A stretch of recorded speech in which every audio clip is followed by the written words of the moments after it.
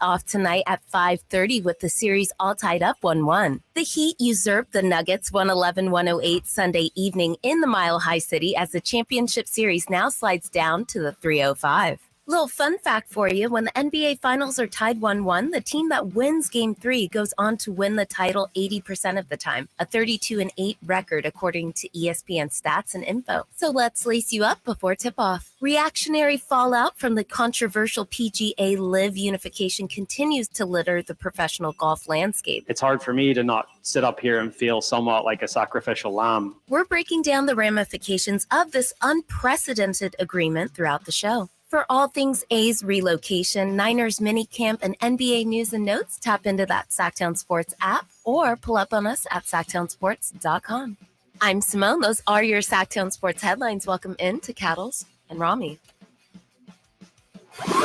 Not the boring, generic milquetoast stuff coming from the network in Connecticut. I describe him as the best, obviously. Cattles. He throws it out there, speaks his mind. That's cool. And Ramie. He's supposed to make people laugh. He's just an expert at it. Cattles and Ramie. Live and local in the afternoon. Sactown Sports.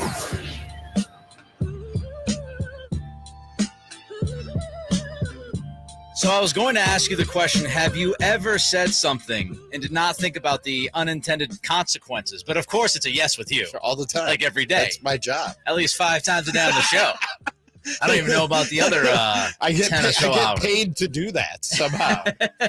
I still don't understand it. I say that because as I was in the production studio waiting for the crossover to finish up, I heard Whitey say that he had to hurry up and get out of here so I could have my extra 30 seconds. And I said, my intent was not to rush Whitey out of the studio. No, I don't think that's what he was saying. I think he was just saying as a courtesy. I don't think he felt rushed or like it was an attack on him in some way. I want to be clear. I don't feel bad about it. I just want to make sure that wasn't your intent. Right. Yeah, I got you. It's more about having time to do my whole thing. I even told him you pleaded for an extra minute or 90 seconds in the break because it's not so much about Whitey does have to get out in a timely fashion, but I think he does. You're just saying the break itself sometimes not long enough. Yeah, I will say that people have been very nice about it. Cal Draper, Whitey, Cal Matson, Deuce and Mo when they were here. People got out pretty quickly, and I appreciate that. So it's not the people in front of us. It's the idea of just not having enough time from the end of show to how long the break. And then if there isn't a lot of sports news and Simone's update is a little shorter than usual, that can rush things also. And as we know, Simone cuts off words, which also shortens. That does shorten it. Yes, the headline from time to time. I haven't done that in months. Like Reeves. She's taking off a whole half second with going Reeves instead of rebounds. That's not even a half second. Stop it. I'll never forget, Simone. I'll never forget. Oh, I knew you were going to cook me that day. All right, let's start with the 49ers, shall we? So they had a terrific season last year despite the circumstances. I don't know. The Niners. The Niners. Yeah, I like to shorten things. Okay. So the Niners. Yeah. So they had a terrific season. When you look at the circumstances that they were handed, right? They weren't very healthy at several spots on the roster, especially quarterback. They went through 3 different quarterbacks and still got to the NFC Championship game. And as we walked into the offseason a few months ago, it was time for us to evaluate the roster and what talent they had on this team. And for players, it's time for them to self-evaluate. And apparently, Deebo Samuel, who spoke with the media yesterday, did a lot of self-evaluation because here's what he had to say about his season. It was said and done last year. How would you assess your season last year? Oh, it was awful. It was awful. Yeah. In what way? Every aspect. Do you expound on that a little bit? Like what you just said, every aspect, but did that leave a bitter taste in your mouth? Oh, yeah, for sure. Me and Kyle had a long meeting the other day. We watched tape. We talked about it. We put it behind us, and just going through the tape and just look how sluggish and like how bad it looked on tape. Like I said, just reflecting on last offseason, it kind of played a big role in that. And I never put nothing like that back on tape again. I like the writers. They're like, awful. Can you drill down on that? Are you saying Dookie? Are you saying you played like Dookie? Can we get into specifics? Why do you feel like you were so awful? Do you agree with that assessment, Ramie? Honestly, Nick, I don't. I didn't. I mean, I got to take his word for it. I don't get the all 22 You know what I mean? I'm not breaking down tape. He said him and Kyle Shanahan sat down and looked at the tape, and they saw what they saw, and they seemed to agree on it, that it wasn't the greatest. And he said he was sluggish. Now, his numbers, they dropped off. He only had 56 catches, 632 yards, and 2 touchdowns. He also ran for 232 and had 3 more touchdowns on the ground. But I personally attribute it from watching the games, just watching the games. Again, not the all 22 and breaking down the tape, but just from watching the games and then sort of following the storyline, the path that the 49ers and Deebo Samuel went down last year. He had injuries that he was playing through that caused him to miss 4 games. And on top of that, you went through 3 different quarterbacks, man. You know what I mean? And you ended up with Brock Purdy, mystery relevant as your quarterback for the last 6 games of the regular season. That's what I chalked up the drop in production to. Yeah. And whatever physical drop off I saw from Deebo Samuel. I'll never fault a guy who goes out there and plays hurt and is fighting through injuries and maybe doesn't quite look himself. I wouldn't call it awful. Was it subpar for Deebo Samuel and maybe what you've come to expect from him? Yeah, but I thought that there were reasons and circumstances that sort of led to that. And I wouldn't call him awful or say that he didn't look sluggish to me for most of the time. Yeah, awful's a little strong, right? Strong to quite strong from Deebo. I think that's him being frustrated with what happened a year ago. He knows that he is capable of more. I don't think anybody could debate the idea that he took a step back last season. You go back 2 years ago, he was a better football player.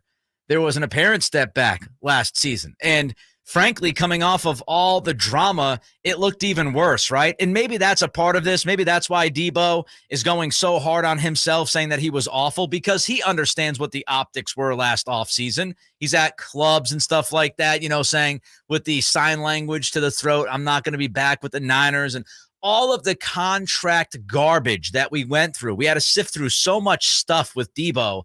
And then he comes off of that contract negotiation and getting paid and takes a step back on the field. So I think some of his hard criticism to himself is because of that situation. But there's no denying, Ramie, he took a step back. Look, 2 touchdowns is ridiculous. 2 touchdowns receiving is just, it's not good enough. If you're getting paid like a number 1 receiver, you need more than 2 touchdowns, even given the fact that he played less games last year. 2 touchdowns is not enough.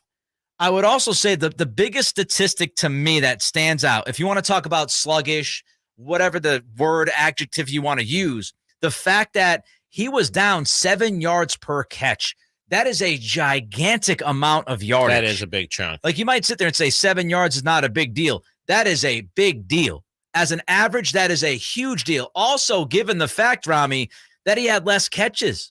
He had less catches last year and had a lot less yards per catch. You would think, all right, maybe the law of averages, if the guy has 115 catches, he's not going to be able to average 17, 18 yards a catch, but he dropped 7 yards. And I think that's what he might be hitting at when he says sluggish. Like, the impact plays, the explosive plays weren't there as consistently as you would hope from Deebo last year. I just love the honesty. I love a guy that can come out, look straight to the media and say, I was awful. In what way can you tell us? I was awful in every way. I stunk. We watched the film. Me and Coach watched the film, and I was embarrassed. That was shameful, what happened to me last year. So I do think you could look at the quarterback situation, even though Ayuk's numbers went up, which is interesting given the quarterback situation. But all in all, step back, I wouldn't say awful. And what you just said about Ayuk is the next point I wanted to make, Nick, which is, I also look at it, and I think they were asking less of Deebo Samuel in terms of his role in the offense. Some of it by the emergence of a Brandon Ayuk, and some of it was the way that they used him in the previous season was out of necessity, because you didn't have a running back, because it was ravaged. The position was ravaged by injuries. You went and got Christian McCaffrey, man. So not only did you not need a running back anymore, your running back was a major part of your passing game. Yep. Which takes a chunk out of, I think, Deebo's production and the size of his role in this offense. I think less was asked of him. He was playing through injuries and missed time due to injuries, and you had a quarterback situation that was up and down. in terms of the physical performance of Deebo Samuel, look, there was probably a drop off, and 7 yards per reception would certainly indicate that. But I think there were also other mitigating factors that you could point to in a drop off of production for Deebo Samuel. And some of that is a good thing for the 49ers. You know what I mean? It's a good thing that you're asking less of that guy. Yeah, you don't have to rely on one guy. Because you have so many good players that the quarterback can distribute the ball to. And that's why I think when you look at the ceiling of Deebo in this offense, when you look at the ceiling of this offense, we all have to keep the things that you just mentioned in mind, especially when we discuss Deebo, because I don't think, as I punch my microphone, I don't think he is wide receiver number one. I think Brandon Ayuk right now is the team's number one wide receiver. And I think Brandon Ayuk is going to be the guy that's going to be given those opportunities. So is he really the wide receiver one? Not necessarily. Run CMC, you mentioned it. He's a different kind of running back. He's that running back / receiver, sometimes more receiver than running back. He is going to continue to impact Deebo's role and affect his productivity. Quarterback, we don't know, man. Again, we've talked about the quarterback room for the last several months. Whether it's Trey Lance, Sam Darnold, or Small. I know I wasn't here, but I can say for the last several years, it's been a topic of discussion. Yeah. And whether this year it's Lance or Darnold or small sample size Brock Purdy, we don't know what you're going to get at that position. So it's really tough to walk into the season, I think, with this anticipation, this expectation that Deebo is going to get back to what he was 2 or 3 years ago, because I just don't know if the opportunity is going to be there for him. They don't need him to be that. They don't need him to be all that for them to be good. Again, that's a good thing. Your thoughts on Deebo's season a year ago and walking into this season? 916-339-1140 is the text line. The phone number is 1-800-920-1140. Don't forget, you can check us out, youtube.com, Sactown Sports 1140. We always like those thumbs up. We always like those likes because more likes means a lot to this brand. And more likes, more eyeballs. I just need to be liked. That is true. I'm a fragile man. Ramie is desperate for being liked. I need your approval and validation. He absolutely needs it. Don't forget that SactownSports.com as well is a fantastic website with tons of content for you. We'll get to your reaction on Deebo's words. Also coming up in 90 seconds, the sad reality for one superstar. Cattles and Ramie. Sactown Sports. The King season might be over, but Sactown Sports coverage never stops. Expectations coming into the season and how we performed. I mean, it's one of the more special seasons that I've had in my 11 years. Stay tuned all off season to Sactown Sports and SactownSports.com for the latest Kings news. Your health is important, so keep yourself and your family covered with Medi-Cal. Medi-Cal renewals will be happening soon. So if you have Medi-Cal, make sure you don't miss any important renewal information. If you've moved in the last 3 years, check and update your mailing address, email address, and phone number. Learn more at keepmedicalcoverage.org. That's keepmedicalcoverage.org. Paid for by the California Department of Healthcare Services. Yeah, I'm so stressed.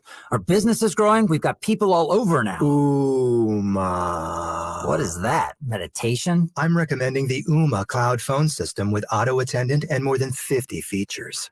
Ooma? Yep. Switching to Ooma is a cinch. Just $24.95 per month per user, plus taxes and fees. Ooma. Now you're feeling it. Find small business calm at ooma.com/radio. That's OOMA.com/radio.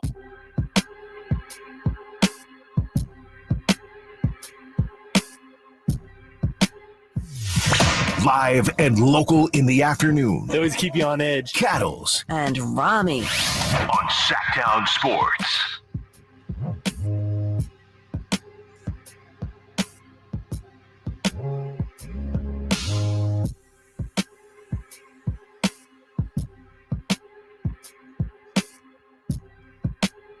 Happy Hump Day, everybody. Thanks for joining us as always. We appreciate you. Give us them likes. Trying to get them likes. Scooter916 on Deebo says he looked slow all season. I said it from the first game. He looked heavy, out of shape, didn't have that original burst speed. He was not the Deebo we've seen before. And that's how, I mentioned the lack of explosive plays that we saw last year from Deebo compared to what he did a couple of years ago. And all you got to do is just look at, this yards per catch statistic from year to year. He dropped 7 yards. That's a gigantic drop. By the way, there's some significant things happening in the Northeast and in New York with these Canadian wildfires happening. Mm-hmm. And it took baseball all day long to postpone the games for whatever reason. Oh, have they done that? Yeah, finally? they finally got to Okay. it. Rob Manfred's a very busy man. They were running the air purifiers all day and just seeing if that would take care of the problem. Well, you know what I mean? Manfred had to worry about his Cheetos and his couch time, and he's got to squeeze that in. He's got to make sure. Very busy man. He had to write up a statement blaming A's fans that they couldn't get a stadium in Oakland. But they finally suspended play of several games. And Brendan Cootie of The Athletic just tweeted out that an air quality index score of 100 is that bad? Is considered moderate per the EPA. The Bronx air quality index score right now is 324. So that's bad. Yes. Okay. It is in the hazardous category officially. And I was shocked they didn't postpone games last night. But I guess why would I be shocked? Because what does Major League Baseball do well, really? I hate to say it, but I was honestly expecting something like this at least a few days a year when I moved to Northern California. But so far, fingers crossed, so good. Yes. So far, at least so in good. my time here, obviously. So far, so good. But as you said, fingers very, very getting crossed. into summertime. Cattles and Ramie here with you, Sactown Sports. Let's get back to the PGA Live Golf agreement because the shockwaves continue to flow throughout the country and in the sports world. We go back to this idea that really none of these golfers had an idea. Nobody had an idea that this was happening. Not Tiger Woods, not John Rahm, not Rory McIlroy. Nobody had an idea. And Rory finally had some time to meet with the media today, and he was asked about this idea, this scenario of PGA players that decided to stand by the PGA Tour and not take the big fat paycheck from Live Golf. He was asked about getting reimbursed, if that's possible, how that could happen. Here was Rory earlier today. I mean, the simple answer is yes. The complex answer is how does that happen, right? And that's all gray area and up in the air at the minute. But yeah, there's, it's hard for me to not sit up here and feel somewhat like a sacrificial lamb and, feeling like I've put myself out there and this is what happens. Again, removing myself from the situation, I see how this is better for the game of golf. There's no denying that. But for me as an individual, there's just going to have to be conversations that are had. All right, we'll get to Rory later. Sorry, Rory. Once again, mic check. We'll circle back around to Rory. Once again, Rory getting disrespected. Yeah, this guy can't get respect anywhere, damn it. But we got some breaking news out of the NBA. When it breaks, we have it first. It's Sactown Sports Breaking News. Breaking news, breaking news, breaking news, breaking news. Oh, you're really excited about this. Chris Haynes tweets out just a moment ago. The Phoenix Suns have notified Chris Paul that he will be waived, making the future Hall of Famer one of the top free agents this offseason, league sources tell the NBA on TNT and Bleacher Report. So Chris Haynes reporting that CP3 is gone. He is being waived by the Suns. He had a $15 million partial guarantee. Now, many people thought that, and we were going to talk about this a little bit in a little while, but there was some reporting out there that if anybody was going to be gone from Phoenix this offseason, it was going to be DeAndre Ayton, and that Chris Paul was seemingly safe, quote unquote. Dominating out. Not so much No. for CP3. So CP3 has been told he's going to get waived by the Suns. Huh. And look, I wonder what the end game is here. The first thing you have to at least ponder is whether or not Chris Paul will be a Laker next year. Makes all the sense in the world. They finally get Chris Paul. Can they find a way to get Chris Paul to LA? D'Angelo Russell is a free agent. I have to look at the Lakers salary cap Austin situation. Reeves is a restricted free agent. Rui Hachimura is a free agent. Yeah, they got a bunch of guys. And he's going to get a $15 million partial guarantee. So you don't have to. Now, look, unless Chris Paul wants every last cent, which is his right, he might say, no, I still want 25, 30 million if I'm going to play next year. But he's getting 15 million as the partial guarantee. So does that mean whoever signs him has to pay him at least that much? Or does that mean no, he's going to get that 15 million Suns? From the Suns. Okay. It's how I believe it goes. Right. You got a partial guarantee. They're going to eat the money is what I believe is going to happen here. And if that's the case, then, CP3 doesn't necessarily need to break the bank. He's going to be looking to go to the best place possible. And when you look at the situation in LA, they've got the cap space. I mean, right now they're at $104.5 million if they, renounce the number of their guys. I also believe that includes Malik Beasley's $16.5 million, which we've heard they're not going to bring Beasley back. So they have more than enough money to bring in Chris Paul, and we know that Chris Paul is super close with LeBron James. Mm-hmm. Honestly, as if I'm a Kings fan or a fan of any team out west, that doesn't strike a lot of fear in me. You know what I mean? Chris Paul, good player, but when you look at it, depends on what else happens with that roster. Teaming Chris Paul with LeBron James and Anthony Davis doesn't strike the fear in me that it might have 5 years ago or 6 years ago. Chris Paul hasn't finished the job his entire career, and the older he gets, the harder it seems for him just to finish a season. He keeps breaking down at the end of seasons and in playoff runs, and that usually doesn't stop happening as you get older. You're adding him to an aging LeBron James and an Anthony Davis, who we know his health problems and his inconsistency when it comes to his performance, especially offensively. Chris Paul, if he indeed does end up with the Lakers, doesn't really scare me in terms of what it means for the Kings. Makes a lot of sense for the Lakers. Sure. On a few different levels. Number one, if you don't want Kyrie Irving because LeBron wants him. We talked about that 2 days ago when the Kyrie story came out. By the way, who reported the Kyrie story? Shams Charania, one of the best insiders. So he gets good information, folks. And Shams was, reporting that Kyrie reached out to LeBron. Now, this is just purely speculation, maybe even borderline conspiracy theory, which I know you love, Ramie. Let's say these conversations have happened. We usually get this news like a week or two after it actually happens, right? So let's say Kyrie reached out to LeBron, and the true intention was to go to LA and play with LeBron, not LeBron going to Dallas. LeBron finds out that, hey, look, we don't want Kyrie.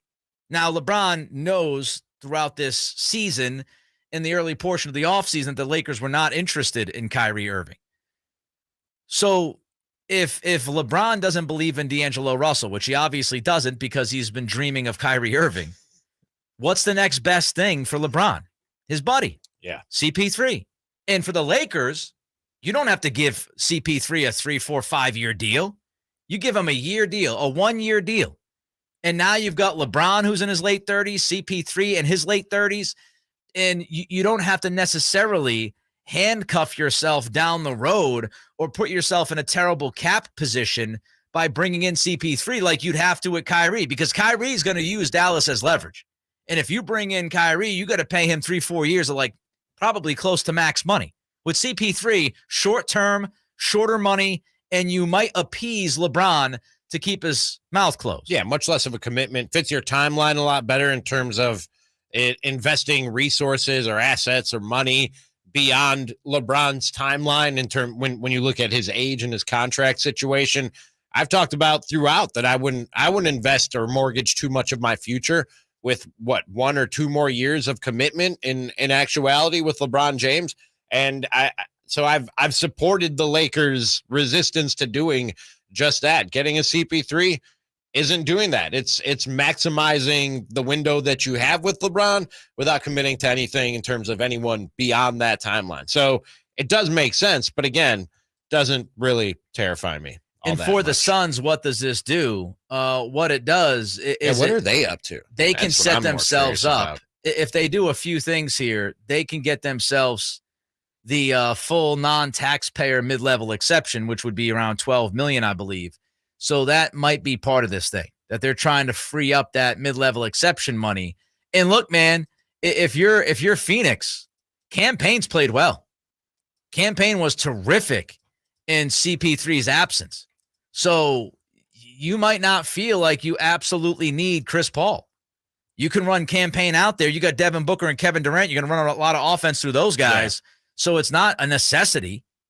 So interesting move in the NBA, though. We've got CP3 being told he'll be waived by the Suns. Again, I would be surprised if he's not a Laker within the next couple of weeks. I'd be very surprised if by NBA free agency time, CP3 is not in LA with his buddy Bron.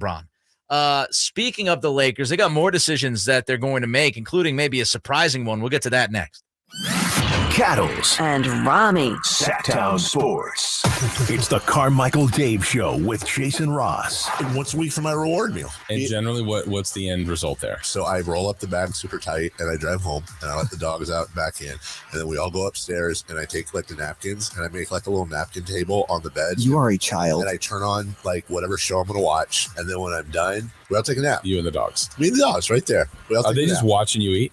100%. Okay. And they're rude about it. They're like, we had a work week. Long work week of farting and eating. You're the same. That's a great point. The Carmichael Dave Show with Jason Ross. Weekday mornings from 6 to 10 on Sactown Sports. Sacramento weather is brought to you by Valley Strong Credit Union. I'm Dirk Verdorn in the KCRA 3 Weather Center. A mix of clouds as we go through the day today with less likely chance of any rain, but we will have temperatures warming into the upper 70s to lower 80s with a chance for some mountain showers and thunderstorms. Get the latest forecast on the KCRA 3 News and the KCRA 3 app. At Valley Strong Credit Union, we know that local businesses are the backbone of the Central Valley. Valley businesses deserve Valley support for payroll, credit, capital, and everything in between. Learn about all the benefits of being a business banking member at valleystrong.com. Selling your home can be stressful. Scott Marsh here to tell you about Bridgehaven Homes. They are a local home buying company that offers homeowners an easier way to sell their home. Let Shane and his team at bridgehavenhomes.com take that stress away. Bridgehaven Homes gives you an all-cash offer for your home, no matter what the condition, within 24 hours. You pick the date you wish to close and sell on your terms. No repairs, no showings, and no realtor commissions. Call 916-299-6040 or bridgehavenhomes.com. When you take the time to shop at Folsom Lake Honda, there's one thing you'll always find. Happy people ready to serve you. As a family-owned and operated dealership since 2009, customer service is our #1 priority. Our customers love doing business with us, and you will too. Get an instant cash offer for your trade at FolsomLakeHonda.com. We'll buy your car whether you buy from us or not. Folsom Lake Honda is your one-stop Honda shop. Folsom Lake Honda, yeah, your one-stop Honda shop. Thunder, feel the thunder. It ignites something inside of you. Lightning and the thunder. It's Thunder Valley's $20,000 20th anniversary cash giveaway. 5 winners on Friday and Saturday nights in June. One very lucky guest wins 20 grand, guaranteed. See it, hear it, feel it. Thunder, feel the thunder. Lightning and the thunder. Thunder Valley Casino Resort. Feel the thunder. Listen to Oakland A's baseball on the weekends all season long right here on Sactown Sports, beginning with the pregame show brought to you by Xfinity 10G, the next generation network. At Ashton & Price, over the last 25 years, we've won just about every injury case you can think of. Slip and fall, falling merchandise, fell through rotted decking, we won those. Dangerous stairs, falls into holes, dog bites, won them. Injured while pedestrian or on a bicycle, auto, motorcycle, big rig, company vehicle, Uber, or Lyft accident, we've won them all. And the best news is there's no fee until you win. So no matter how you got injured, remember, for the best advice, don't think twice. Call Ashton & Price. The City of Sacramento offers rebates to help with your outdoor water-saving projects this season. Rebates are available for landscape conversions, smart controllers, and irrigation upgrades that improve your water efficiency. Learn more at sacwaterwise.com. The Gold Rush Classic, where the stars and guitars shine. The Gold Rush Classic is a celebrity pro-am golf tournament, a $1 million hole-in-one contest, a skins game, a celebrity draft party, and a concert featuring the Atlanta Rhythm Section. The Gold Rush Classic raises money for Make-A-Wish, Jordan's Guardian Angels, First Tee of Sacramento, Rancho Murrieta Youth Sports, and other worthwhile children's charities. The Gold Rush Classic takes place July 13th and 14th in Rancho Murrieta. Come join the fun, raise money for charity, and play golf with a celebrity like Barnes, Fernandez, Jackson, Lloyd, Merriweather, Ostertag, or our own Greg Vaughn. Sponsorships are available at goldrushclassic.org. The Gold Rush Classic, where the stars and guitars shine. The Gold Rush Classic is sponsored by Chase Armor at Planned Solutions and Folsom Lake Dodge Chrysler Jeep Ram, where a handshake still means something. The Gold Rush Classic, where the stars and guitars shine. Sactown Sports. Headlines. I'm Simone with your Sactown Sports headlines. Game 3 of the NBA Finals jumps off tonight at 5:30 with the series all tied up 1-1. The Heat usurped the Nuggets 111-108 Sunday evening in the Mile High City as the championship series now slides down to the 305. Little fun fact for you, when the NBA Finals are tied 1-1, the team that wins Game 3 goes on to win the title 80% of the time, a 32-8 record according to ESPN stats and info. So let's lace you up before tip-off. Big splash in the association away from the finals as the Phoenix Suns have notified star Chris Paul that he will be waived, making the future Hall of Famer one of the top free agents this offseason. League sources tell NBA insider Chris Haynes. Reactionary fallout from the controversial PGA Live unification continues to litter the professional golf landscape. It's hard for me to not sit up here and feel somewhat like a sacrificial lamb. We're breaking down the ramifications of this unprecedented agreement throughout the show. For all things A's relocation, Niners minicamp, and NBA news and notes, tap into that Sactown Sports app or pull up on us at SactownSports.com. I'm Simone. Those are your Sactown Sports headlines. Welcome back into Cattles and Ramie.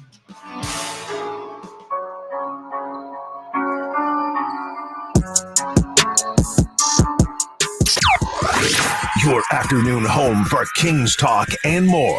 This is Cattles and Ramie on Sactown Sports. So we just broke the news to you that Chris Paul is going to be waived by the Phoenix Suns, which makes him a free agent. Somewhat surprising move in the NBA today. And Chris Haynes followed his tweet up of breaking that news about Chris Paul, tweeting that Paul plans to play several more years. Several. Is he 38? 39? Several? Yeah, he's up there. He couldn't finish the playoffs this year. I mean, that's what he's planning on. He's 38. He hasn't consulted the rest of the NBA on that. That's what he's planning on. Right. I planned on being a millionaire by 35. Same. How'd that work? Yeah. Same here. How'd that work out? Not too well. So he plans to play several more years. And Haynes also adds that Paul is eager to help a team contend for a championship, which several is not surprising that he wants to join a contender. We mentioned the Lakers. To me, the Lakers are just so obvious as a fit. Some other teams. Dallas. If Kyrie doesn't stay in Dallas, I would imagine Kyrie's going to stay in Dallas, though, but Dallas would be on that list. The Miami Heat, if they don't bring back Gabe Vincent. And, dependent on Kyle Lowry, who's washed. And maybe even Philadelphia. If James Harden goes to Houston, then the point guard spot could open up in Philly. Yeah. And you've got, CP3, Joel Embiid, and Tyrese Maxey to go along with Tobias Harris and the rest of those cats. I have to do it because we're local sports talk radio hosts. Any interest? No. No. Okay. Is he going to supplant De'Aaron Fox? No. Nothing. Go small? Nothing. I had to. I had to, right? I'd be very surprised if it wasn't. One of us had to.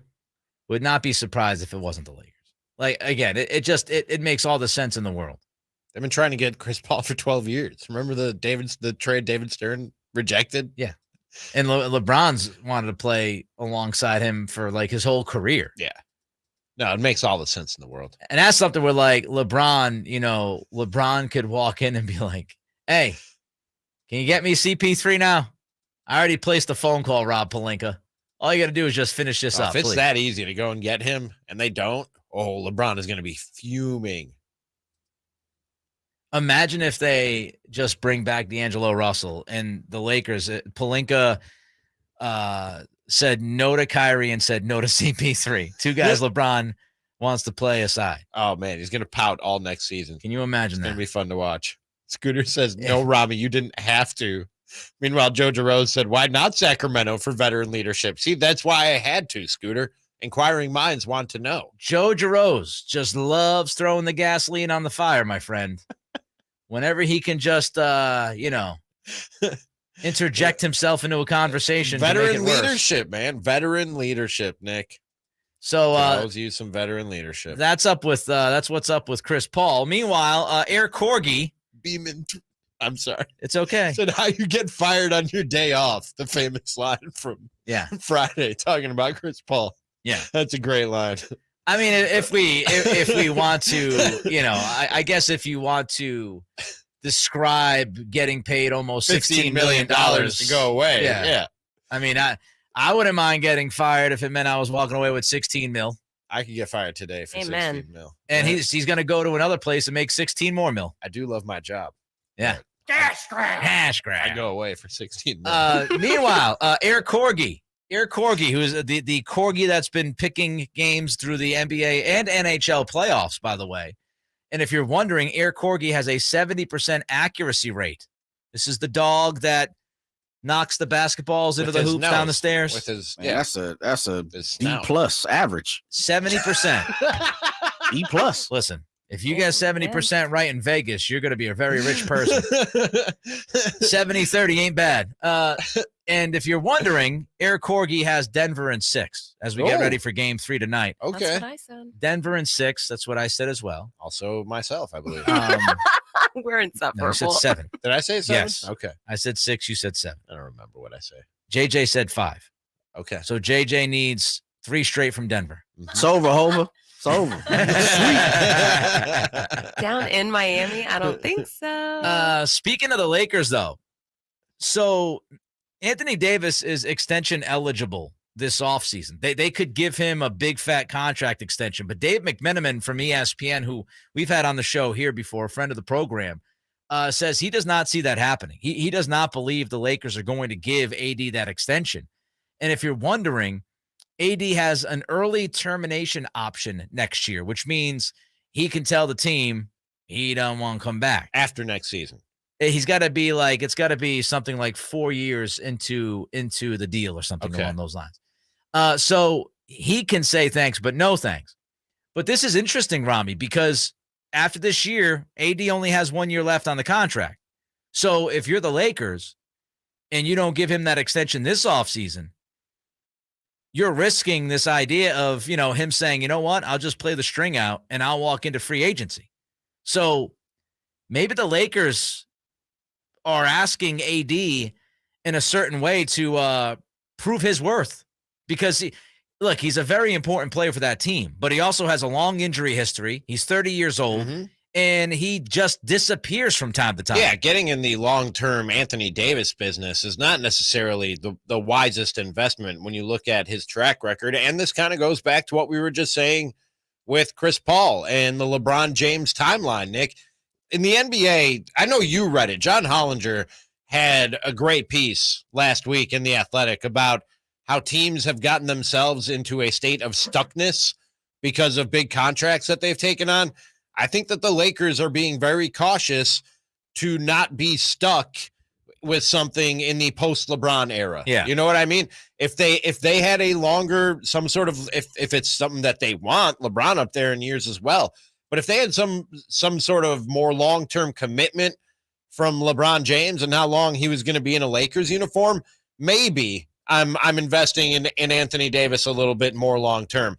Maybe I'm looking into getting into business with Kyrie Irving and a long-term contract if that's something that I can do. But if you do that, if you plan for 3, 4, 5 years down the road and LeBron is gone in a year or two, you could find yourself stuck like a lot of other organizations are right now with some combination of players that don't work on contracts that nobody wants. Right. You know what I mean? I think that's one of the things that they sort of have in the periphery is what are we going to do post LeBron?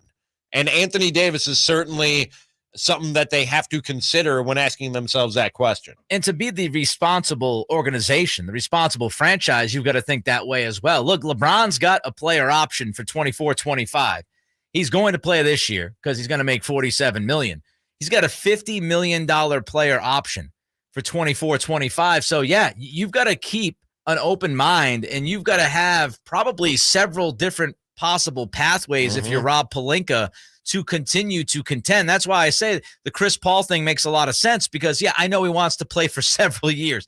But if you're the Lakers and you're LeBron, you go year to year with Chris Paul. Hey, man, sign for a year with an option because LeBron's got an option. And then after this coming year, you can look back if you're Rob Pelinka and you've got AD on his early termination option. You've got LeBron on his player option, and maybe you have CP3 on a player option. And it's, hey, are we going to run this thing back for one more swing? Or can I get off of all of these contracts and just restart the engine here? Yep.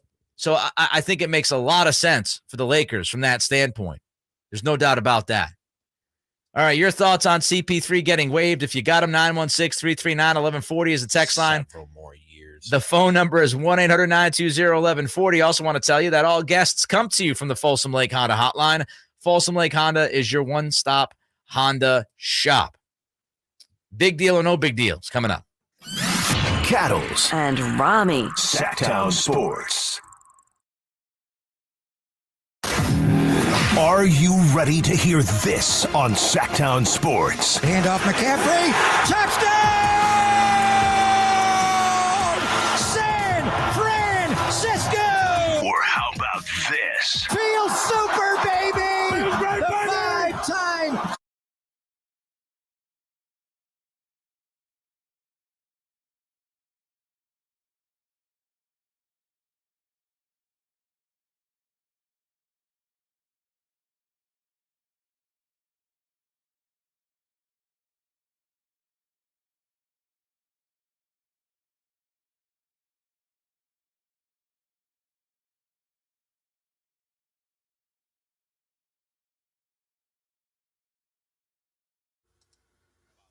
Check one. No, it doesn't matter. If you can hear me, it's working. Oh, there I am. There.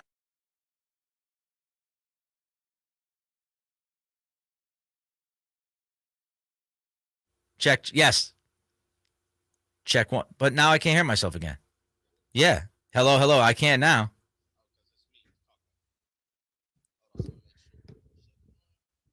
Check, check.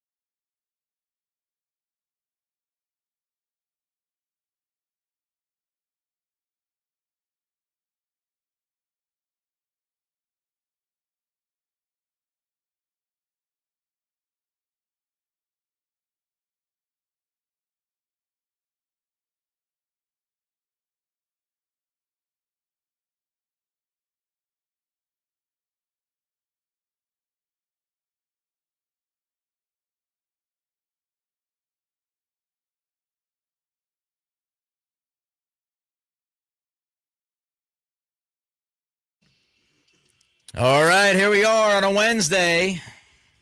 Big deal or no big deal. If you were wondering,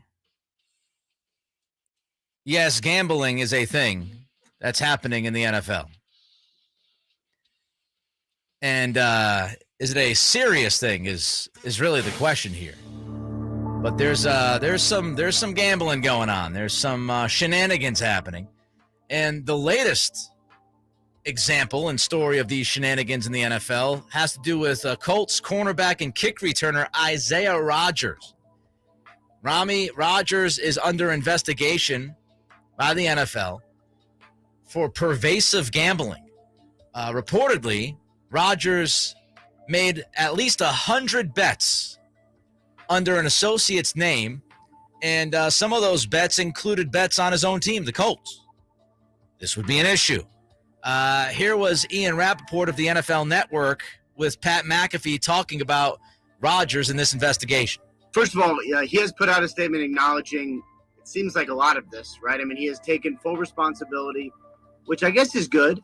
But it seems like, look, what we know is the NFL it's good. Yeah, it's good. Yeah. Well, I mean, it's good, but it also allegedly happened, and it is something the NFL is looking into. So it's taking full responsibility after you've gotten caught is good, but it's also all that stuff happened, and it's all really bad, allegedly. The NFL is looking into it. I know when the first kind of batch of these came, we sort of knew there was maybe a couple others that existed around the same time. This was one of them. It seems like this, just based on the initial reports, was a little more expansive. And we'll see what punishment he gets. But you talked about potential banishment, which is suspended a year. If that is the case, I mean, that's pretty significant. Yeah, that's pretty significant. Also significant, Ramie, is more reporting on the NFL and the issue of gambling. Burt Breer this week reported that the NFL is investigating gambling allegations involving even more players. Breer noted that the rumors have swirled for weeks that the NFL's latest probe could implicate, quote, a healthy number of guys from across the league, unquote. Don't like that wording. I don't even know if we should ask big deal or no big deal, or just how big of a deal is this? This is a big deal. It is a big deal. This is a big deal. And Nick, first of all, I'm sorry, I don't have it in front of me, the kick returner from the Colts? That would be Isaiah Rodgers. Dude, that goes beyond the pale in terms of how big a deal it is. And but beyond that, even that aside, because that would be a problem in any era when gambling was legal, not legal, betting on your own team and your own sport is a huge deal. And I think that's sort of an extraordinary circumstance. I don't think a lot of guys are doing that. But, Nick, I would bet a lot of these investigations that are going on right now are into minor infractions like we saw with a lot of Lions players, including Jameson Williams, who we talked about it while you were out. He said, I to this day still am not sure what I did that got me suspended, because there are a lot of little wrinkles in the NFL's gambling policy. Now that it's at everyone's fingertips and athletes can gamble almost no matter where they are just by picking up their phone and doing it, they're allowed to do it. But there are a lot of little wrinkles in where they're allowed to do it, what sports they're allowed to bet on, who's allowed to place bets for them, et cetera, that I think it's going to be real easy for a bunch of players to get lost in the sauce of all this wording and terminology in the gambling rules for the NFL and get themselves in trouble without even really knowing what they did to get themselves in trouble. I think this is a big deal, and it's going to keep getting bigger for the NFL until they wrap their arms around it and really educate guys, or just say zero tolerance policy, no gambling until you retire. One of Roger Goodell's favorite things to say is the integrity of the game. And if you've got a lot of guys gambling within the game, integrity is an issue, especially if those players are betting on their own teams like Isaiah Rodgers is doing, especially if these players are bigger names than Isaiah Rodgers. Like, you could look at Isaiah Rodgers and say, okay, he's going to get somewhat dismissed because how much can he impact the game and how much is he playing and all that. But if we're talking about one of the superstar quarterbacks, could you imagine? So yes, integrity of the game is crucial. And with these kinds of stories, it's going to come into question. And speaking of superstars, Ramie, one of the questions that we have to ask about the NFL, with this investigation that Burt Breer is writing about and reporting about, if they do unearth a superstar's name, what do they do? Does the NFL keep it quiet? Do they do something to, we'll just take care of that? Or are they going to come out publicly and punish a superstar? I mean, again, let's just hypothetically say Patrick Mahomes, we find out, has gambled dozens of times on NFL games. You heard it here first. Patrick Mahomes has gambled dozens of times on NFL games. Hypothetically. Breaking news. What would the NFL do? Do you think the NFL would come out and punish Patrick Mahomes, or would they do their best to be like, you know what, we might want to sweep this one under the rug? I mean, they haven't been shy about going after guys. Now, it wasn't gambling, but for past infractions, right, Nick? You know, as well as anybody. They went after Tom Brady and Bill Belichick in Deflategate and Videogate, or whatever word they threw in front of gate, because journalism is lazy these days.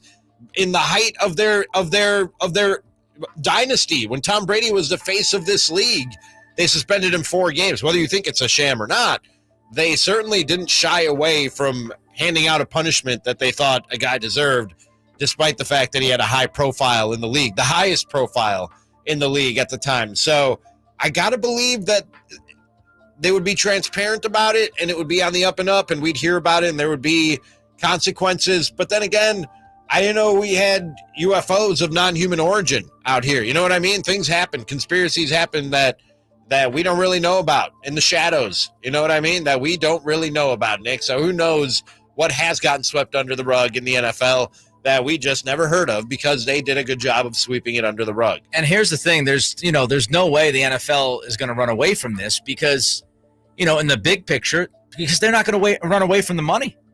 They're not going to run away from the money that gambling is providing. They're leaning in. They're putting sports books in stadiums, my man. Like, they're not going to run away from this. Gambling is here to stay. The money that they're going to get is here to stay. And they're not going to do anything to jeopardize those millions upon millions upon millions of dollars they're getting because of these partnerships and relationships. Mm-hmm. So as long as there's gambling, you're going to have some guys that get involved with it. It's just, how do you handle it? And do you handle it publicly or do you handle it privately? I don't know. And all these apps and websites and everything, Nick, they have very, very good and advanced tracking technology in terms of who's placing the bets, where they're placing bets from, which is another thing. You're not allowed to place bets on team property or on team buses or flights. They know. They're geo-tracking all this stuff, man. They're geo-tracking all this stuff, and they're reporting it to the leagues. It's a lot of guys are going to get caught up in this. I wouldn't be surprised if we're looking at a couple of dozen suspensions because of gambling in the NFL throughout this season, until they get their hands around it. So there you have it. Big deal or no big deal. It's a big deal. It's just how big of a deal is it going to be? Yep. And I'm sure the NFL is very, very nervous and concerned by the possible findings of this investigation. So we'll see what the result is of this expansive investigation and how ugly it's going to get. Coming up, is Nikola Jokic getting too much attention after Game 2? Cattles and Ramie. Sactown Sports. Check out the Golf to Go Hour with Frank LaRosa every week on Sactown Sports.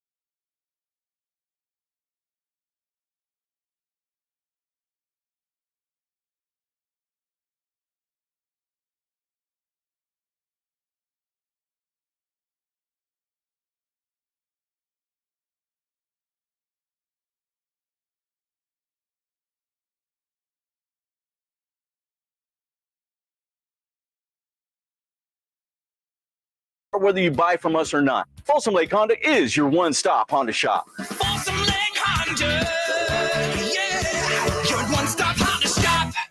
I remember as if it were yesterday. I reached down to move a nightstand and was astonished at the weight of the piece. Hi, this is Frank LaRosa with a word about Naturewood Home Furnishings. At that moment, I instantly recognized the difference between Naturewood's quality furniture that will last a lifetime versus lesser quality furniture found elsewhere. Now, I suppose there's a huge difference in what you'd put in your first apartment and what you would live with in the comfort of your own home. Right now, Naturewood Home Furnishings Made in USA sale is a great time to fill your home with solid, superior quality furniture to reflect your own love for life. With brands like Sam Moore, Stanton, Stickley, Hilltop Hickory, Simply Amish, and many more, Naturewood Home Furnishings has tables, chairs, couches, and, yes, nightstands, and more at their Made in USA sale. Find furniture that will be with you forever. Naturewood Home Furnishings, off Highway 50 at Hazel. Look for the water wheel. Guys, did you know that June is Men's Health Month? And right now, Revive Men's Health Sacramento will check your testosterone for free. Knowing your T level is the first step in understanding if you have low T. Your hormones are serious business, and most men start to see changes in their hormone levels starting in their 30s. Your testosterone level impacts your energy, libido, sleep, weight, hair loss, mood, and even ED. Maintaining an appropriate T level can change your whole life. Get your T levels checked today by a local, experienced, and trusted healthcare professional. Revive Men's Health has successfully helped thousands of men since 2011. Experience and results matter. So, what are you waiting for? Call Revive today to schedule your free testosterone test and free exam. We know we can help you. We guarantee it. Celebrate Men's Health Month. Get your free T-level test and save $199. Call Revive Men's Health at 916-277-8599. That's 916-277-8599. Or visit ReviveMen'sHealth.com. From the Power Business Technology Toshiba Studios. Your home for Kings basketball for over 25 seasons. No look, Bibby to Weber down the lane, flying jam. There's your play of the night right there. It's inside is Sabonis, a two-hand rip, a brilliant pass from De'Aaron Fox. KHTKAM Sacramento, KYMX HD2 Sacramento. Sactown Sports. Sactown Sports. Headlines. I'm Simone with your Sactown Sports headlines. Game 3 of the NBA Finals jumps off tonight at 5:30 with the series all tied up 1-1. The Heat usurped the Nuggets 111-108 Sunday evening in the Mile High City as the championship series now slides down to the 305. Little fun fact for you, when the NBA Finals are tied 1-1, the team that wins Game 3 goes on to win the title 80% of the time, a 32-8 record according to ESPN stats and info. So let's lace you up before tip-off. Big splash in the association away from the finals as the Phoenix Suns have notified star Chris Paul that he will be waived, making the future Hall of Famer one of the top free agents this offseason, league sources tell NBA insider Chris Haynes. Reactionary fallout from the controversial PGA LIV unification continues to litter the professional golf landscape. It's hard for me to not sit up here and feel somewhat like a sacrificial lamb. We're breaking down the ramifications of this unprecedented agreement throughout the show. For all things A's relocation, Niners minicamp, and NBA news and notes, tap into that Sactown Sports app or pull up on us at SactownSports.com. I'm Simone. Those are your Sactown Sports headlines. Welcome back into Cattles and Ramie.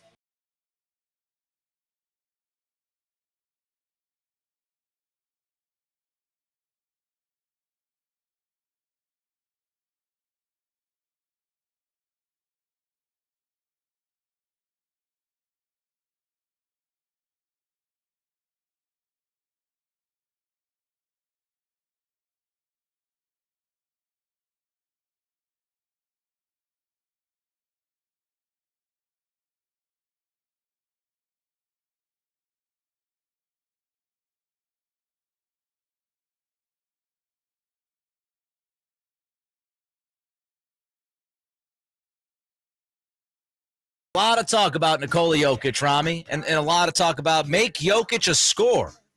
Make him a score and you can beat him. We had mentioned several times in the show earlier this week that the Nuggets are 0-3 when Jokic scores 40 or more in the postseason. Make Jokic a score. And it was pretty interesting. It was pretty interesting when you look at, how the Heat defended Jokic. And it was especially interesting how they defended him in the zone. They were making sure he couldn't get touches at the free throw line. But that wasn't the only guy that we mentioned on the show earlier this week. I mentioned Jamal Murray a couple of times, saying that, to me, one of the biggest issues for Denver in that game, too, was not that Jokic was defended as a scorer, whatever the hell that would mean, but also the fact that Coach Spo decided to defend Jamal Murray with Jimmy Butler, and Butler did a good job. So Steve Kerr was on Draymond Green's podcast after Game 2 had finished up. They were talking about some of, How did he land Steve Kerr? That's a big get. Pretty tough, I'm sure. I don't even know how he got his number. Really? Must know some people. And, of course, they were talking about adjustments from Game 1 to Game 2. And here's what Steve Kerr had to say.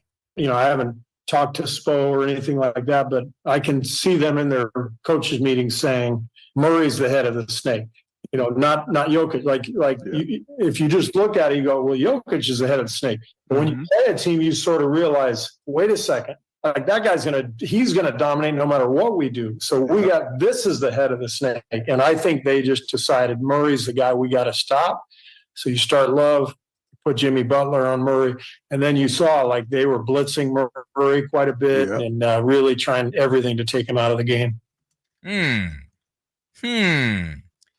So a lot of people were yapping about Jokic and the impact that Jokic had scoring-wise, and he didn't have as many assists, and that's really where the offense went wrong. And if, the Heat continue to do this, maybe they have found something. Steve Kerr said he was watching the game and said, they're making life difficult for Murray. They're doubling him. They're blitzing him. They're putting Butler on him.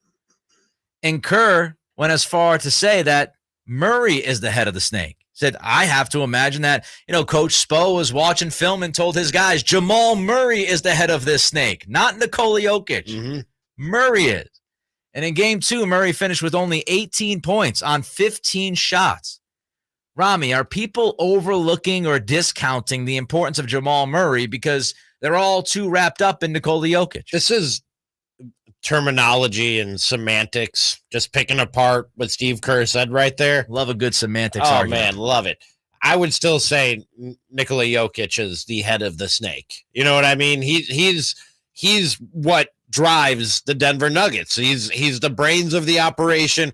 He's who their offense runs through. He usually leads the team in assists on a given night. I would still say he's the head of the snake. And I know the old saying that, chop the head off and I don't know. I guess I don't know the expression, but something about taking the head off a snake and you'll kill the rest, which is true. But if you cut off the body of a snake, guess what? It's still pretty useless. Even if you just have the head, you know what I mean? And I think this is not new. This is a tried and true method in the world of not just basketball, but sports, where you look at the best player on another team and you go, okay, he's going to get his. We know he's going to get his. We can put our best defender on him, and that guy's going to get his. Not much that we can do about that. But nobody else can. We can't let anybody else beat us. You know what I mean? Yeah. I think it really does break down to that simple a philosophy, and there are more intricacies and wrinkles in it. I'm sure that Eric Spoelstra could explain to you if we had him here in the studio, but I think it's more just that you're going to let the head of the snake go ahead. The head of the snake is going to do what it's going to do. But if there is no body to wrap itself around you and suffocate you and choke you out, then you'll probably still survive and probably even win this fight. I think they're just saying Jokic is going to get his. We can't let Murray and the rest do their damage. I think we're overlooking Murray. What's the head of the snake expression? I'm going to Google it while you talk. Go ahead. Pretty much you got to chop off the head of the snake. That's pretty much the gist. Yes, that's the gist. But when you're looking at this Denver team, and it's not to say that Murray is the better player, no. But when you look at the role of Jamal Murray, I do think we discount the importance of Murray because all of the attention is on Jokic. In Miami, they did not put the extra attention on Jokic. They put the extra attention on Murray. And they said to themselves, like, okay, we're going to defend Jokic one-on-one for the most part. We're going to put Bam on him. We're going to put a couple of other bodies on him, but we're going to play him one-on-one. And when we play our zone, we're going to have some of our wings and guards front him at the free throw line so we can't get that catch. But Jamal Murray was the guy that was getting extra attention. Jamal Murray was the guy that was getting blitzed and doubled. Jamal Murray is the guy that they said, we have to go bigger so we can put Jimmy Butler on Jamal Murray. And when you look at it, how this team is effective, and again, it's not just, taking out Jokic and saying, all right, well, Murray is better than Jokic. No, Jokic is the better player. But Murray has the impact that can cripple a team. How many times have we seen Murray go bananas and just end a team? And when you look at defending the Nuggets, you have to attack Murray and you have to pay special attention to him because of their effectiveness in the pick and roll. We always pay attention to Nikola Jokic's part in the pick and roll. Murray is as important in that pick and roll as Jokic is. That's I feed off of you, you feed off of me kind of situation. Takes two. They're codependent on each other. Exactly. In that situation. Yeah. That's the better way to say it. Thank you. So there is that codependence. Redeemed myself in the pick and roll from both of those guys, and they know each other so well. The other thing is that Murray is just an elite shot maker. Like Murray's the guy that he can just murder you with elite shot making. Now we've seen Nikola Jokic. Again, this is not a comp between Jokic and Murray. It's not, okay, we're going to talk up Murray and we're taking away from Jokic. No, it's just I think Murray deserves more flowers. We talk about the Nuggets. We talk about Jokic. Eventually, sometimes some people get to Jamal Murray. Murray's pretty damn important. He's the elite shot maker. He's that other half of the pick and roll. And also, by the way, he's got the premier matchup. I mean, we could talk about Bam Adebayo, but Bam Adebayo, who had a really good game too, he, for the most part, disappeared against the Celtics in the Eastern Conference Finals, and the Heat still won that series. Jimmy Butler versus Jamal Murray might be the end-all, be-all of this series. Yep. If Jamal Murray can outplay Butler, that gives the Nuggets a great shot at winning this series. If Jimmy Butler can cancel out Murray or outplay him, then it's going to fall to Aaron Gordon, who's kind of inconsistent offensively. Michael Porter Jr., who hasn't, really played well, especially in game 2. He was atrocious. So that Butler-Murray matchup is just gigantic moving forward. I was reading a piece today. I don't remember where. I read a lot today getting ready for this many game. leather-bound books, do you? Yes, sir. Nice. And they were making the case that, everybody's saying playoff Jimmy, myself included, hasn't shown up in this series. But you could make the case that he's been as good in this series as he's been in any other playoff series that they've had when you look at his assist numbers, when you look at the defense that he's playing, especially in game 2, and taking the assignment of Jamal Murray. And I think that's maybe a trade-off that's worth it, Nick, especially if his teammates are hitting shots like they did in game 2. If you're getting a little bit less from Jimmy Butler on the offensive side because he's putting in the work on the defensive side to try and contain Jamal Murray, I think that's probably a trade-off that you take if you're the Miami Heat. Like I said, especially if the guys around Jimmy are hitting some threes and making up for whatever offense might be lacking there, that in terms of what you've gotten used to throughout these playoffs and some of the dominant offensive performance that he's given you. Yeah, we were scheduled to be joined by Rafael Barlow, but apparently he is still in a draft media session, so we're going to push Rafael back. We're waiting to hear when we can have him on. So we'll have Rafael Barlow on the show to talk about the draft, talk about the Kings, maybe possible targets. We will eventually get to that as he is a little bit busy doing some business right now, so we still plan on getting a hold of him. We want your thoughts, though, on Jamal Murray. Is he being overlooked in this series? Is he more important than some people are painting him to be? I think so. 916-339-1140 is the text line. Phone number is 1-800-920-1140. Also have YouTube, youtube.com, Sactown Sports 1140. The expression is just cut off the head of the snake. I was right. Yeah. And I'd questioned myself. I thought there was like a second part to it, like cut off the head and the rest will follow or something. But the expression is just cut off the head of the snake. Yeah. And I think you're just supposed to assume the second part of that, the second half of that. Well, be proud. Be proud of yourself for nailing Thank you. Appreciate it. All right. We'll get some of your reaction on Jamal Murray if you've got it. Also coming up in 90 seconds is Trey Lance showing out. We'll have the latest. Cattles, and Ramie. Sactown Sports.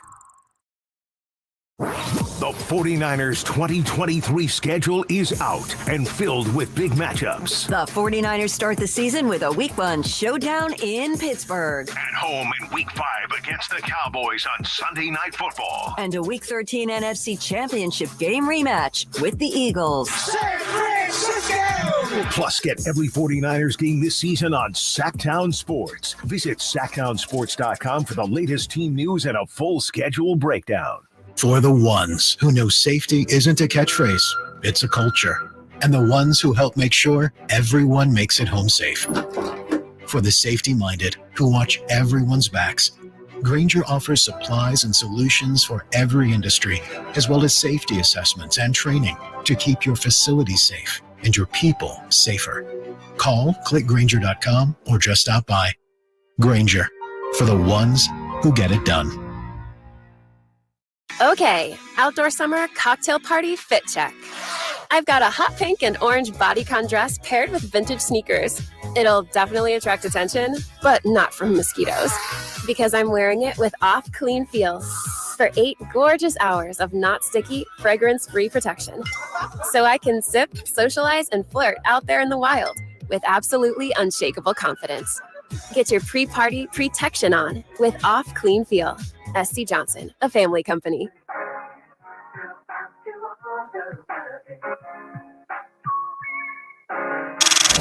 Cattles and Ramie. Cattles and Ramie.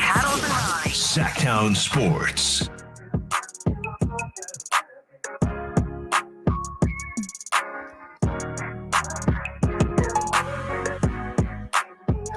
So this offseason, we have had plenty of Trey Lance chatter, up to the point where there was a story about Lance being on the trading block being the worst kept secret in the NFL. This was around the draft, and many people were wondering whether or not Trey Lance would be dealt on draft week or draft weekend. He obviously wasn't. He is still a San Francisco 49er. And Kyle Shanahan met with the media yesterday, and he was asked about Trey Lance. In the event that Brock is ready for week 1, have you talked to Trey Lance or his agent about a potential trade? No. Okay, then. We have not spoken to Trey Lance. Pretty succinct. About a possible trade. Question answered. Thank you. Kyle Shanahan will give you lots of words if he wants to give you lots of words. He will also give you nothing if he wants to give you nothing. Yeah, but he doesn't want to. He's not going to give you nothing. No. 2 letters, 1 word, no. That's it. That's the Bill Belichick school of press conference. Look, I think we could all agree that Kyle Shanahan is not going to stand up in front of the media during OTAs and, mandatory minicamps and preseason and all that stuff that we're going to have over the next couple of months. I don't think any of us should expect Kyle Shanahan to publicly tell us, yeah, I've had a conversation with Trey about being traded. Of course I have. Talked about it because guess what, guys? He was on the table. None of us should anticipate that coming from the head coach. However, I also think that it would be irresponsible as a franchise if they didn't have some conversations about Trey Lance's future and not necessarily talking to Trey Lance about getting traded, but talking to other teams about Trey Lance. I mean, you have to do that. Brock Purdy, by all accounts, is QB1. You went out and you signed Sam Darnold. It would be ridiculous for us to believe that the Niners weren't at least entertaining the idea of trading Trey Lance at some point this offseason. Let me just play devil's advocate for a second. Sure. And throw this out there that maybe they haven't seriously discussed trading Trey Lance, not with Trey Lance, not within the organization, and not outside the organization for a couple of reasons. Yes, they're telling us Brock Purdy is QB1. And you know what? He probably gets every chance in the world to be QB1 if and when he's healthy and throwing footballs again and not towels. But if that doesn't work out, because they're not stupid, Nick, they know what you and I know, which is we have an 8-game sample size to go on with Mr. Irrelevant, you know, in terms of his success at the NFL level. And there might be some fool's gold there in terms of the performance that we saw last year. So an insurance policy covering their ass a little bit and keeping Trey Lance around. And maybe, just maybe, he pops and the guy that you traded the world for to get number 3 in the draft next year turns out to be that guy.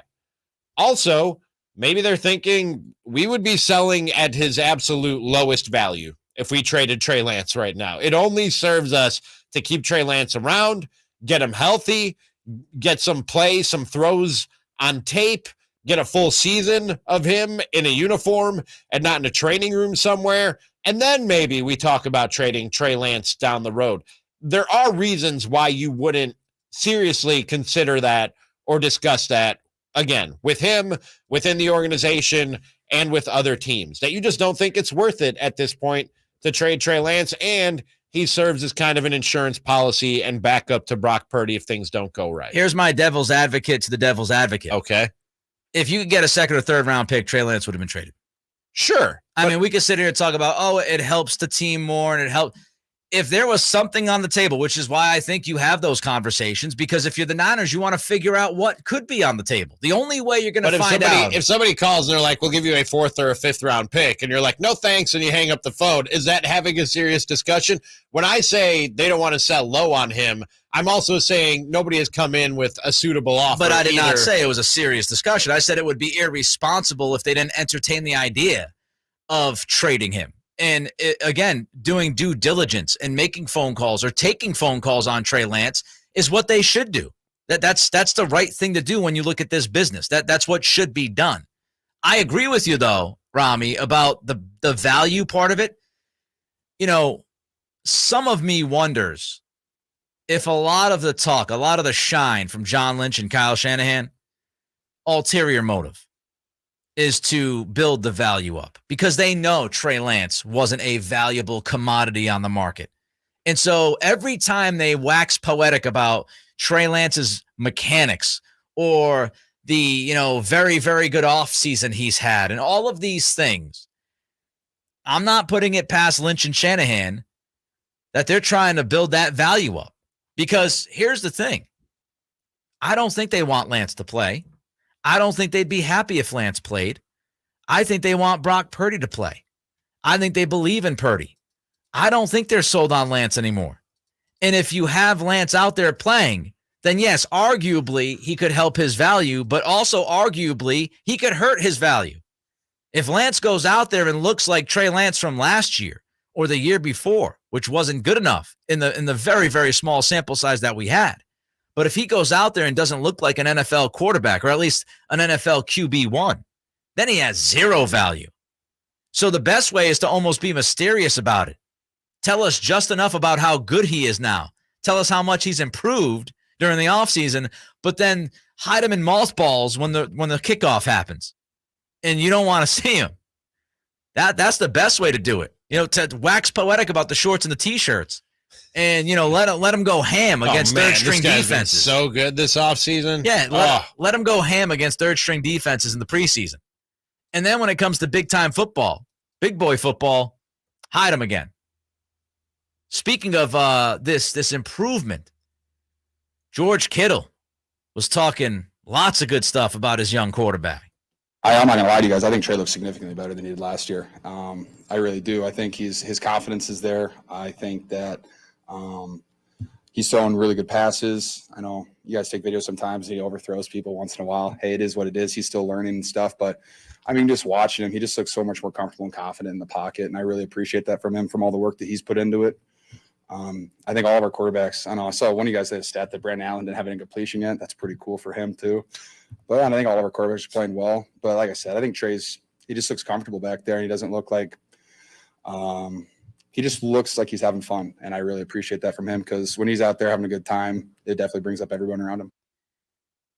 Now, I'm not going to call George Kittle a liar. He said, I'm not going to lie to you guys at the top. No, then he's being honest. So he didn't lie to you. Whenever says somebody like that, didn't lie. Hands down. Nobody's ever said rules were broken.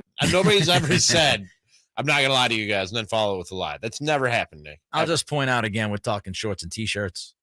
We're talking, not an active practice.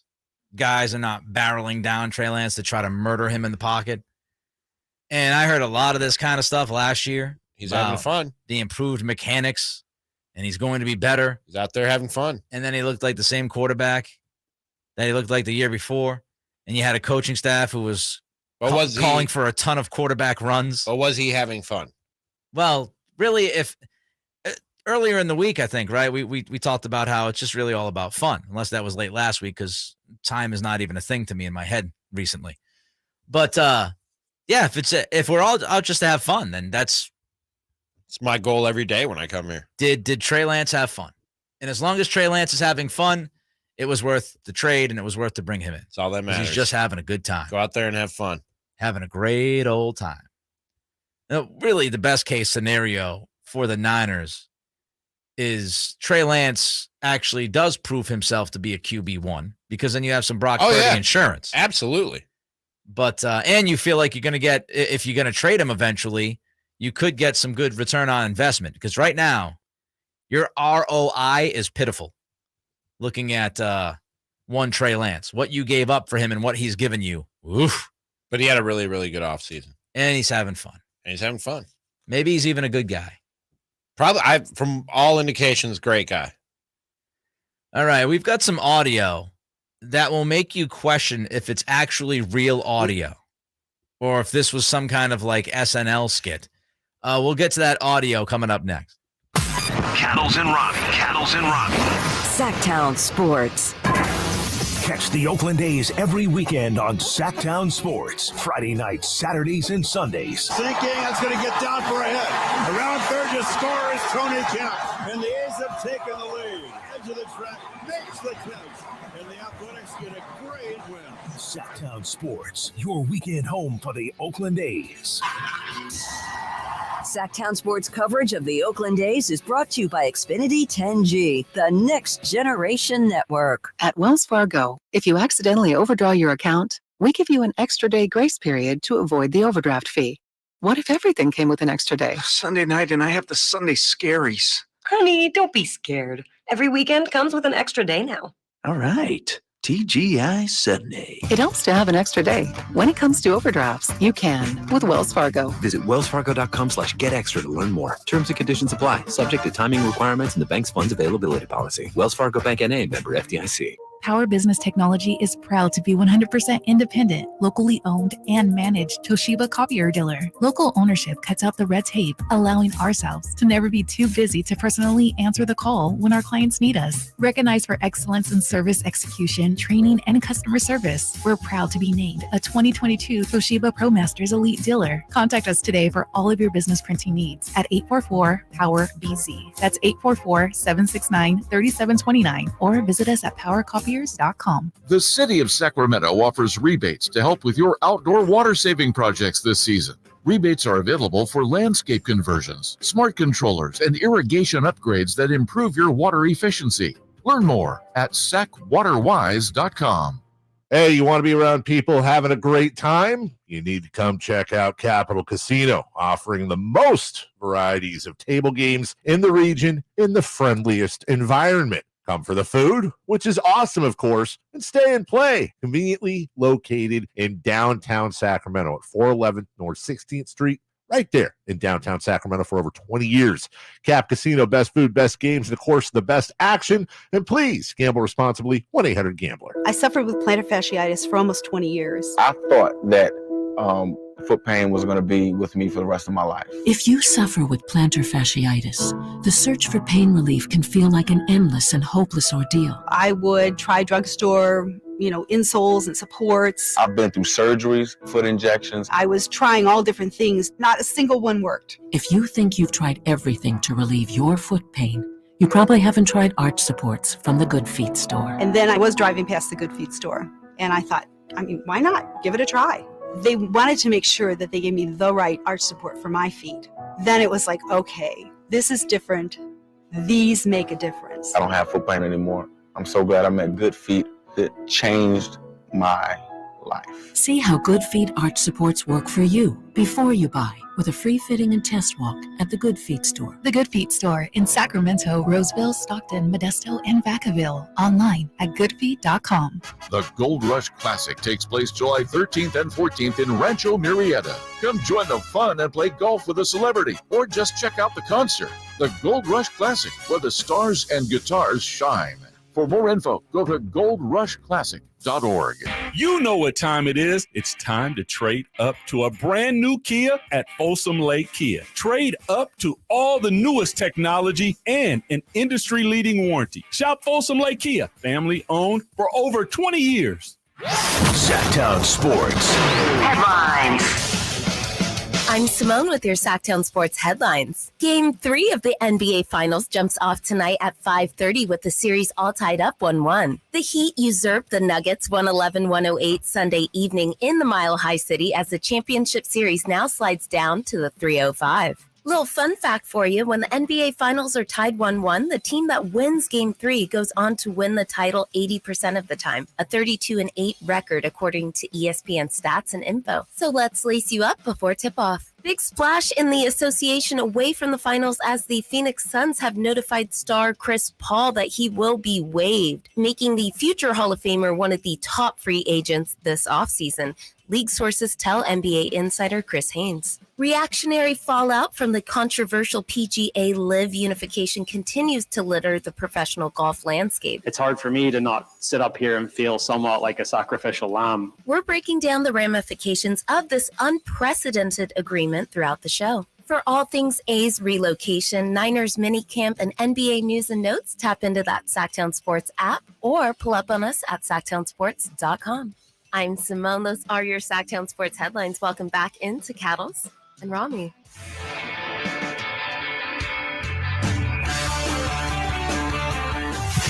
Live and local in the afternoon. They always keep you on edge. Cattles and Ramie on Sactown Sports.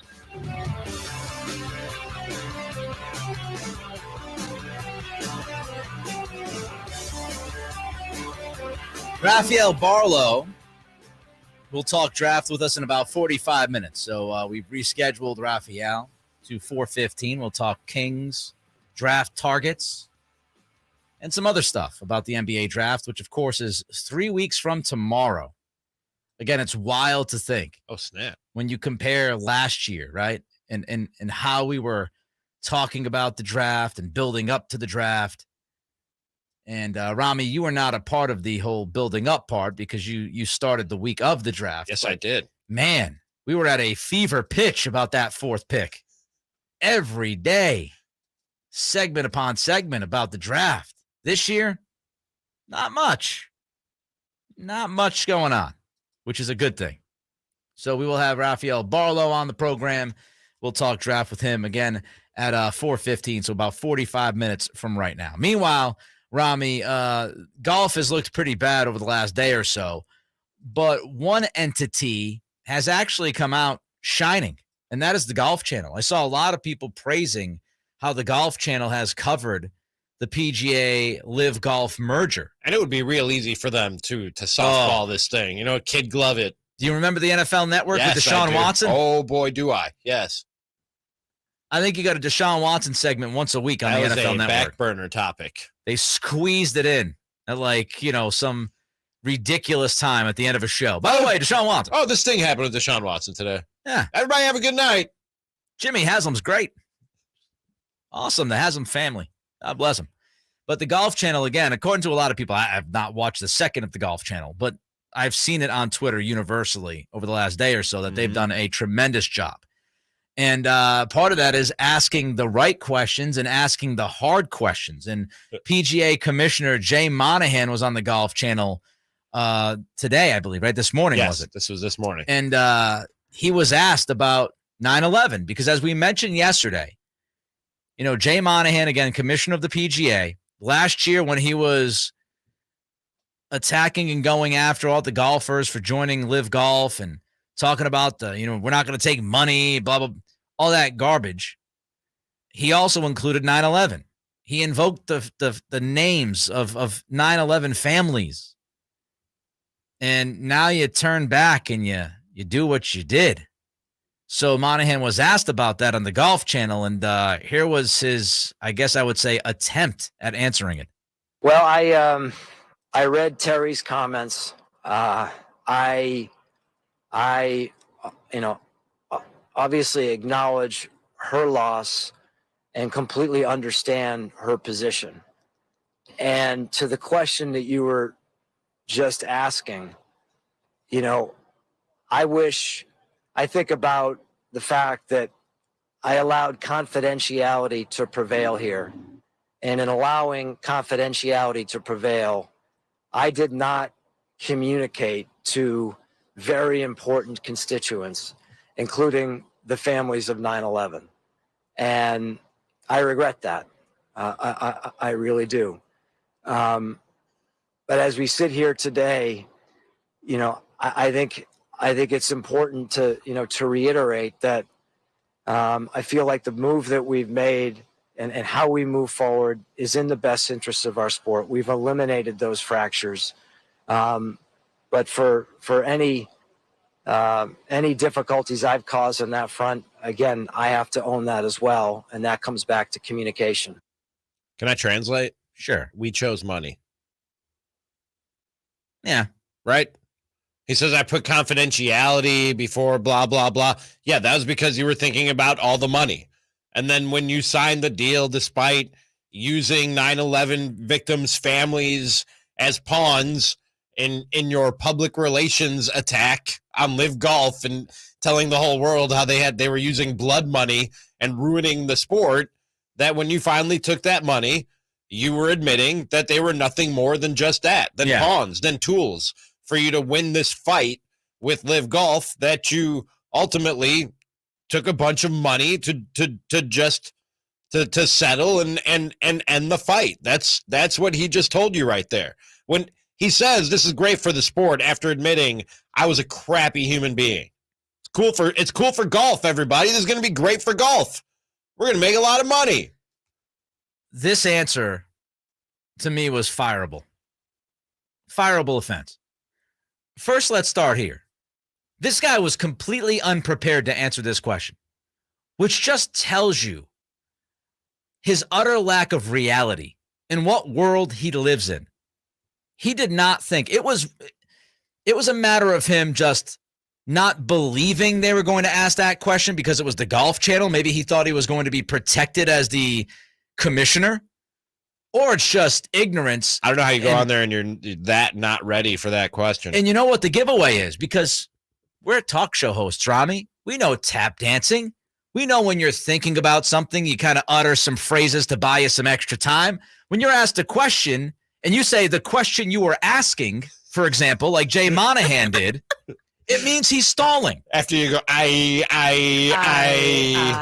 You see, the question that you just asked, it's a good one, by the way.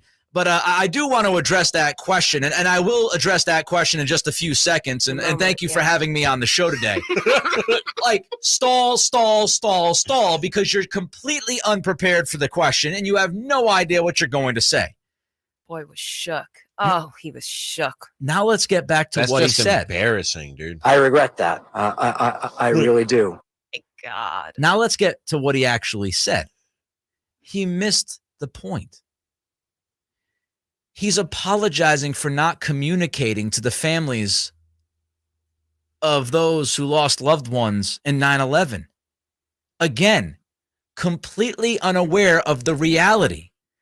Jay, it's not the fact that you failed to communicate to the families. It's the fact that you dragged them into this last year to stand on your soapbox, and then you circled back and took the money anyway. You're missing the entire point. You're not understanding what people are mad about, Jay. Not the fact that you didn't text the families, you didn't Zoom call them. It's because of what you said last year. And then you came back and took the money like the pig. That's what it's about. So completely unprepared, not actually addressing the point. And then about 60 seconds into this god-awful answer, it's right back to, hey, but this is good for the game of golf. You were just asked the final 30 seconds of that audio you just heard. None of that needed to be said. You were asked about the families of 9/11. You clueless clown. You were not asked about what this does for the game. When you do that, when you do what he did, you are further disrespecting the question and disrespecting the people that you're supposed to be addressing. But if you think about it, there's really... Guy sucks. There's no way... He sucks. For sure. He sucks bad. But there's really no way to spin this, Nick, or there is no correct answer to these questions. And he's now at this point... There is a correct answer. You know what he should have said? I suck? I shouldn't have said that last year. That was a stupid thing for me to say. I should not have brought into 9/11 families into that conversation. This was a business situation, and I did what I thought I could do at the best of my ability to make the best business decision for the PGA Tour moving forward. Which is weaponize victims. And for people to go, oh, well, Nick, not everybody's going to handle it perfectly. That's crap. There's a reason why this guy is the commissioner of the PGA, because he's supposed to be able to answer questions that way. That's what I was just about to say, is that a lot of commissioners, I learned watching The Sopranos, Nick, that when you're the Godfather, it does come with a lot of power and wealth and influence and everything else. But you're also the guy that's going to be the sacrificial lamb when the feds come a calling. You know what I mean? You're the guy that's gonna be walked out there, that's gonna do the perp walk, that's gonna face the charges, that maybe faces a little bit of time, and that's what commissioners largely are in sports. They're the figurehead of this, for lack of a better term, cartel, and it comes with a huge paycheck and a lot of power and influence. But when the stuff hits the fan, you're also the guy that's got to go out there and face the music. And that's where Jay Monahan is right now. And I just gave you off the top of my head how I would answer it. He didn't even have to do that much. All he had to say was, I'm sorry. I'm sorry I said what I said. I should not have brought them into this. And I'm sorry for that. And there's no need for me to comment any further on it other than I am sorry. Next question. Because that's all those people deserve, you dink. All they deserve is, hey, you lost a family member in the tragedy of 9/11, and I dragged you into this, and for that, I am sorry. I understand that I was wrong, and I am sorry. That's all that's needed. All the other fluff for 90 seconds while he's hemming and hawing and stalling, useless. I think that's a better answer, but I think we all still see right through it. And we still, but at least try to fool me, Ramie. We still go. We're sorry for, as Simone put it. So he's not going to win. No, there's no winnable situation for him because he put himself in an unwinnable situation. Because even if he says he's sorry, as Simone put it, so you're sorry for weaponizing victims is what you're. So you knew you were doing that, and now you're sorry for it because it's come to light that you were doing that. Like, there was no way to come out of this looking good. That was a better answer. Maybe he looks a little better, Nick, if he gives the answer that you just gave. But there's no way to come out of this looking good. It's crazy. Completely unprepared. Did not even really address the point that needed to be addressed. And then went right back to his robotic, we're going to be great. This is good for the game of golf. Crap at the end of it. You could not have handled that question any worse than he did. And he had 24 hours to be ready for it. Yeah, I don't know how you go on that show and be that unprepared. You know what? I'm going to say it. Worse than Rob Manfred. And it takes a lot to be worse than that guy. That's a tough one. Everyone breathe. That was, yeah. Jay Monahan, he's a villain. Yeah. And speaking of villains, we're going to honor the life of a classic villain with this week's Draft Mockery coming up. Cattles and Ramie. Sactown Sports. Sacramento weather is brought to you by Folsom Lake Kia. I'm Mark Finan in the KCRA3 Weather Center. Skies will stay mainly clear to partly cloudy through the night tonight. A delta breeze will cool temperatures to the mid-50s by morning. Nice day tomorrow. Sunshine to the breeze and a few clouds. Highs will make the low 80s. Get the latest forecast on the KCRA3 News and the KCRA3 app. Shop Folsom Lake Kia for all your favorite models at low prices and payments, plus low finance rates and zero down deals with approved credit. Go see my friends at Folsom Lake Kia right here in Sacramento for over 20 years. Hey, it's Nick Cattles from Cattles and Ramie, and I'm reminding you that not all grills are created equal. Start your grilling season right with the amazing Napoleon Prestige line of outdoor cookers from Green Acres Nursery and Supply. My Napoleon Stainless Steel Pro Series gas grill, It's turning me into a pro. Napoleon Grills, they have features that other grills just can't match. They're built different, built better, and they're built to last. I'm telling you, I might never want to cook indoors again. Just go to Napoleon.com for your nearby Napoleon Grills dealer. Napoleon Grills, now is the best time for the best selection of grills and fine accessories. Life is uncertain. It's okay to feel stressed, anxious, worried, or frustrated. It's normal. With CalHope's free and secure mental health resources, it's easy to get the help you and your loved ones need when you need it the most. Call or text our warm line at 833-317-4673 or live chat at calhope.org today. Anywhere fans go to cheer on their team, there are behind-the-scenes MVPs ensuring everything is game day ready. We see you, Joe, fixing seats so every fan can enjoy every game. And Allie, who keeps her stadium running smoothly from the moment the first game starts to the last play of the season. At Grainger, you're our MVPs, and we're always here for you with supplies and solutions for every industry and 24/7 customer support. Call, click Grainger.com, or just stop by. Grainger, for the ones who get it done. At Fisher Investments, our clients know we have their backs. How do your clients know that? Because Fisher Investments is a fiduciary, the highest standard for a financial advisor. It means we're there for our clients and always put their interests first. So wait, you do it because you have to? No, we do it because it's the right thing to do. Our clients trust us with their retirement savings, and we know how important that responsibility is. So we take the time to really get to know them. Get to know them how? We make sure we understand their unique goals, finances, health, family, and lifestyle so we can tailor their portfolio to their specific needs. Our goal is to help them achieve a comfortable retirement. Sounds like a big responsibility. You must make big commissions then, right? No, we don't sell commission-based products. We have one single transparent fee that's structured so we do better when our clients do better. Visit FisherInvestments.com to find out why investors like you are switching to us. Fisher Investments. Clearly different money management. Investing in securities involves the risk of loss.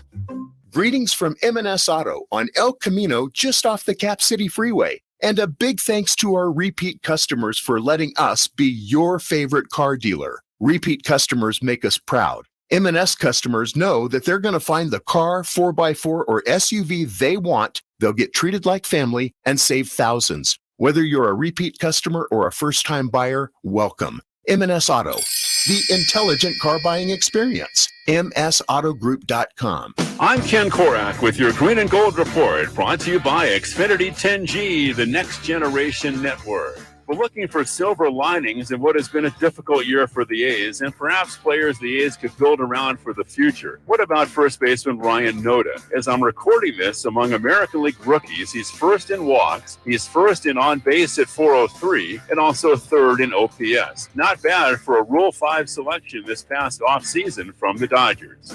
Ken Korak here, introducing you to the Xfinity 10G network. Xfinity is undergoing a multi-year network evolution, giving you a powerful connection today while building toward a faster, more reliable tomorrow. The Xfinity 10G network gives you the fastest internet with even faster speeds rolling out all the time. You also get a consistent and reliable connection when everyone's online, even during peak hours. That's a home run. If you want to learn more, go online at xfinity.com/10G. Thunder, feel the thunder. It ignites something inside of you. Lightning and the thunder.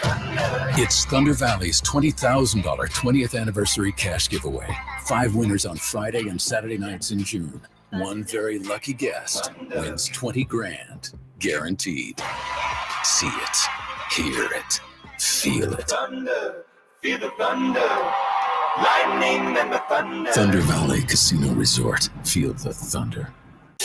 We're in the room and we're checking boards. Do you think we're being serious? Nah. It's the Mockery Draft.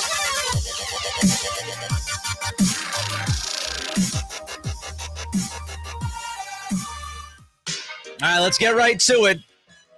Rest in peace, Iron Sheik. Found out today that the Iron Sheik had passed. 81 years old.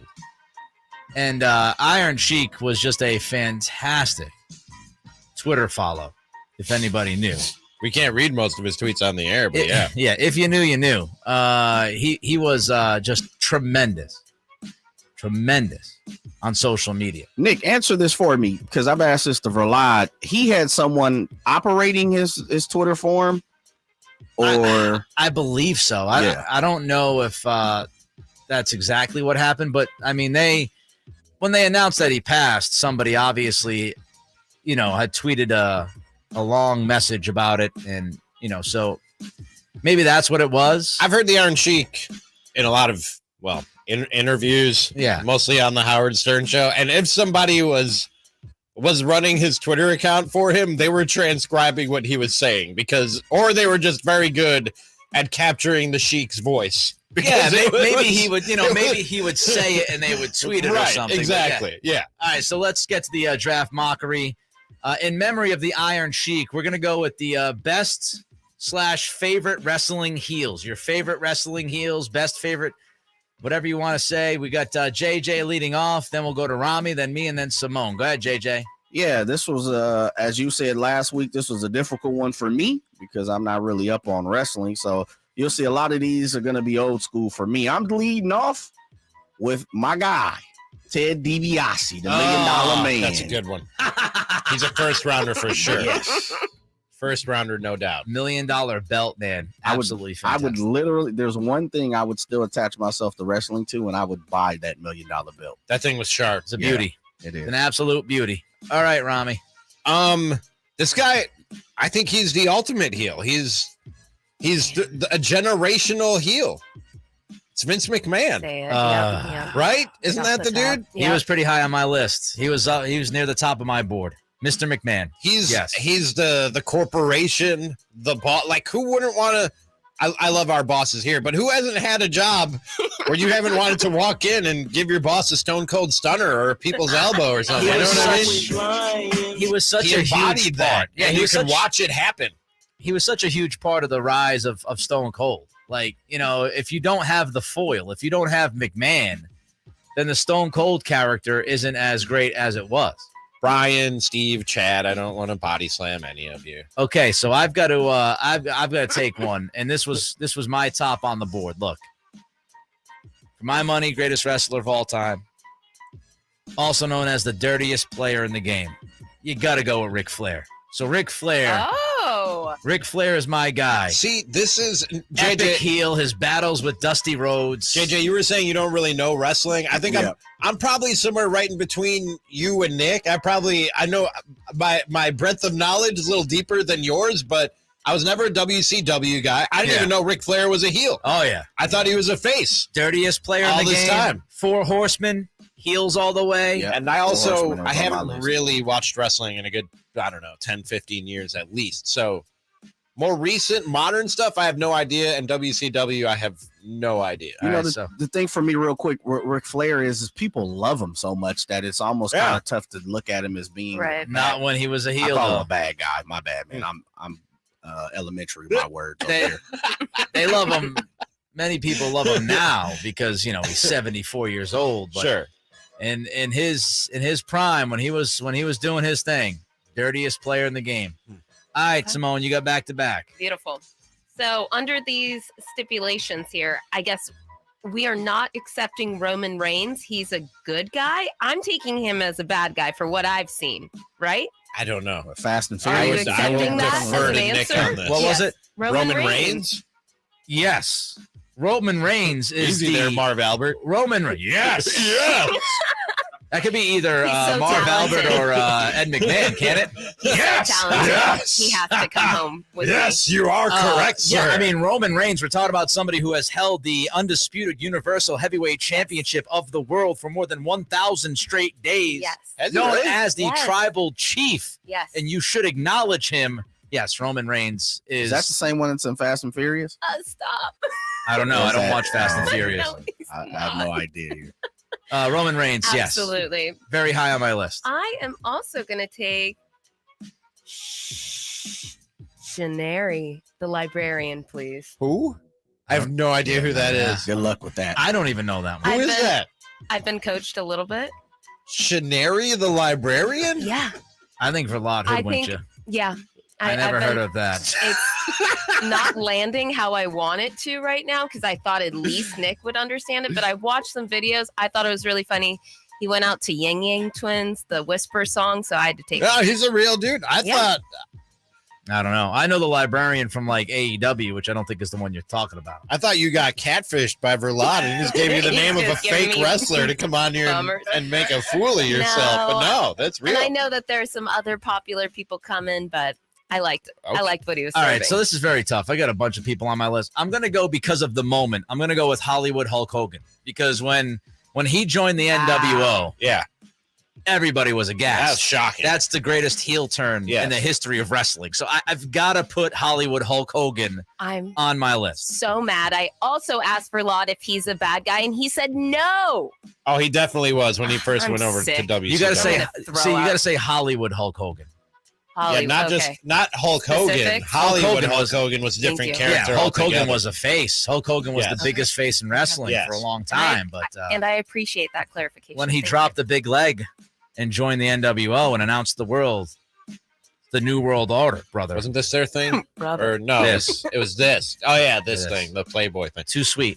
Too sweet. So for the people out there that's like me, that's called a good guy. Yes. He's a good guy. All right, Ramie, you're up next. We can go managers, right? Oh, absolutely. Oh, don't steal me. Bobby the Brain. Bobby the Brain Heenan, baby. He was my manager. Oh man, damn you, Ramie. He was awesome. That guy is the ultimate heel. He God talked rest. head, You super love head. to hate Bobby Heenan. Yeah. God rest Bobby the Brain For Heenan. real. Yes, sir. Fantastic. All right, Sir. Jay, you got back to back. All right, I'm going Ravishing Rick Rude. Ooh, The Ravishing one. Any person that puts another wife on their trousers. Yes. Like their Clubber pants. Lang in Rocky 3. And then violently gyrates in the ring. Yeah. And then the next one I'm going is I was going to go Bobby the Brain. You snuck that off my board. I'm going Mr. Perfect, a.k.a. That's great. Kurt Hennig. That is Love a them. great pick. Love Mr. Perfect. The Perfect Plex, baby. Love Mr. Perfect. With the ponytail. He's got the Ramie ponytail rocking. Oh, stop it. I used to perfect plex my brother. It was like I could nail that move. Smack the bubble gum out of the I was out of so the air. good at perfect plexing my brother. Used to come out, spit out the Right, bubble gum slap and then it. slap I it. still try to do that. I swear to God, whenever I chew gum, I still try to do that. Miss every time. Miss Iconic. every time. Dude is legend status. Back around to me. Yes. Again, I'm going to go back to my childhood. We were talking about Hulk Hogan, the Iron Sheik. The other big heel at that time was Rowdy Roddy Piper, man. Love Rowdy. Loved Rowdy Roddy The Piper. man who smashed Jimmy the Superfly Snuka with a coconut on a talk show. Rowdy Did Piper. a lot of stuff that in today's climate might not fly. Don't know if you could hit Jimmy with a coconut in 2023, but it was an epic heel move in the 80s. He also wore, let us say, some face paint and a wig. That is not okay anymore. He did go half. Yes, he did. Yes. Yes, he did. I did see that on Yes. the Twitter. the Didn't other he go day. half? Okay. Didn't he go half? Yes, his- half. Yeah. Okay. Oh no. Yeah. Oh no. You Yeah. never go half. Is half worse than full? I don't know. I think it's all pretty bad. It was terrible. All right, back to me. Man, oh man. Did we mess up your draft board? Did we No. throw you off? Or are you just trying to pick between two guys right now? A lot of guys. Okay. Or gals? I'm going to go. Yeah, where are the ladies? I'm going to go with HBK. I'm going to go with Shawn Michaels. He was a heel there bad for a guy? minute, wasn't he? Sweet chin music to Marty Jannetty through the barbershop window. Pia! Yep. Also, I mean, he was also the Montreal Screwjob. Yeah. He was in on screwing Bret Hart Yeah. at Survivor Series That's 97. true. I forgot the heel turn on Marty Jannetty. Right through the window. So many good ones. I All right. love the Rockers. Finish it up, Simone.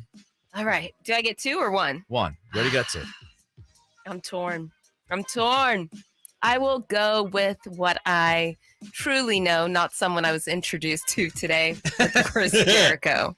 Give me Chris Jericho, please. He's great. he's one of my favorites of all time. I still say his entrance into what then was the WWF. Oh, fantastic. Maybe one of the greatest entrances into a wrestling entity that I've seen. August of 1999. Countdown to the millennium. And remember, for like weeks leading up to that giant clock and countdown would go up on the Jumbotron. Everybody was like, what is this? What is happening? I know the story behind that. Oh. Jericho came up with that. He went to a post office and was at the post office. They had a countdown to 2000 or whatever, or the millennium. And he saw it and he said that would be a great way to debut. Oh. I'm going to look this up. Was it August 9th that he debuted? Gets the game. Was it August 9th? I don't know. It was right around my birthday. Couldn't tell you. Ramie, you know. Pull out your knowledge here. It was definitely August 9th. It was August 9th. See, I told you. Damn. Come on. Didn't I tell you that? I'm a loser. Come on, man. You just have like an elephant mind. You just are really Yeah, I good with remember memory. really weird things. I know. So others on my list, Macho Man, come on. He split up the Mega Powers. Yeah, for real. The Iron Sheik, hello. The guy that we're honoring. I did think Hulk Hogan was a little too Sheik versus Hogan was classic. touchy-feely with Miss Elizabeth. You know Jake what I mean? the Snake Roberts. I didn't see much Was of my him as the other Snake. person. Jake the Love Snake Jake the Roberts was Snake. great. Remember the Snake Pit? We have others, Joe Rose, Raven, Andy Kaufman, CM Punk, Do they Dominic. still do anything like the Barbershop or the Snake Pit or the Viper's Pit? baby. Not as good stuff. Not as good, but they still do Okay. some. All right. Joe Rose was in Chicago for Jericho's debut. Okay. What Okay, about stand what's up. my guy JEFF? Jeff Jarrett? Oh, JEFF, JARRE, double love T. Jeff Jarrett. Double J, Jeff Jarrett. He stole the Honky Tonks whole shit. He's in AEW. He's doing a fantastic comic heel in AEW right now. Honky Tonk Man. Great heel. All right, we're really late. Big Van Vader. Can Nick Vader time? Can Nick Bosa actually get you guys? Give me talking wrestling. I could do the next 3 hours without a break. I can do it. Can Nick Bosa actually get better? We'll get to that next. Cattles and Ramie. Sactown Sports. All new spring deals are here at Lowe's. Start planting your garden this weekend with Bonnie 11.8-ounce vegetables. Buy 4 for $10. Plus, liven up your patios and decks with fresh blooms. Select 1.5-gallon hanging baskets or 2 for $20. Lowe's knows spring. Lowe's knows home improvement. Offers valid through 5/17. In-store only. Actual plant size and selection varies by location. While supplies last, excludes Alaska and Hawaii. Selling your home can be stressful. Scott Marsh here to tell you about Bridgehaven Homes. They are a local home buying company that offers homeowners an easier way to sell their home. Bridgehaven Homes gives you an all-cash offer for your home, no matter what the condition, within 24 hours. You pick the date you wish to close and sell on your terms. No repairs, no showings, and no realtor commissions. Call 916-299-6040. That's 916-299-6040 or bridgehavenhomes.com. Power Business Technology is proud to be 100% independent, locally owned, and managed Toshiba copier dealer. Local ownership cuts out the red tape, allowing ourselves to never be too busy to personally answer the call when our clients need us. Recognized for excellence in service execution, training, and customer service, we're proud to be named a 2022 Toshiba ProMasters Elite Dealer. Contact us today for all of your business printing needs at 844-POWER-BZ. That's 844-769-3729, or visit us at PowerCopier.com. Folsom Lake Ford has trucks. The F-150s are here. Explorers, Expeditions, and a huge selection of Broncos and Bronco Sports. They're in stock now at Folsom Lake Ford. Shop Folsom Lake Ford, your truck headquarters, right here in Sacramento for your favorite Ford models at good, fair prices. Short on cash? Buy any new Ford with zero down. Save big with low interest finance rates. Plus, Folsom Lake Ford is paying top dollar for all trades. We want your vehicle regardless of mileage or condition. This could be the best time to buy a new Ford. Check out the huge inventory online at FolsomLakeFord.com or stop by the dealership and see the most recent arrivals. Looking for something special? Give them a call and tell them Doug Christie sent you. Folsom Lake Ford in the Folsom Auto Mall, your trusted dealer, my trusted dealer for over 30 years. FolsomLakeFord.com. Zero down with approved credit. Hey, Scott, you look great. Yeah, I'm feeling good and have a new job. No, there's something different about the way you look. To be honest, a few months ago, I had an amazing robotic hair transplant procedure at XL Medicine. It's called the Artist Procedure. No way. Your hair looks completely natural, and you don't even have a scar. How did they do that? Dude, the Artist system is amazing. I have this fantastic hairline, and I'm happy with my results. XL Medicine could probably help you too, buddy. Using the ARTIS procedure, Dr. Singh and Dr. Graywall can target and harvest healthy hair follicles with micron-level accuracy from the back of your head and transplant them where you need it. The procedure is painless, and you'll be back doing your regular activities in a couple of days. Ask Dr. Singh and Dr. Graywall at Excel Medicine about the ARTIS procedure. Call today, 916-932-4470. That's 932-4470 for a complimentary in-person or Zoom consultation. Or on the web at excelmedicine.com. That's EXCEL medicine.com. See what the ARTIS procedure can do for you. These are actors and not real patients. KHTKAM Sacramento, KYMX HD2 Sacramento. From the Power Business Technology Toshiba Studios, your new home for 49ers football in the 916. Sactown Sports. Sactown Sports. Headlines. I'm Simone with your Sactown Sports headlines. Game 3 of the NBA Finals jumps off tonight at 5:30 with the series all tied up 1-1. The Heat usurped the Nuggets 111-108 Sunday evening in the Mile High City as the championship series now slides down to the 305.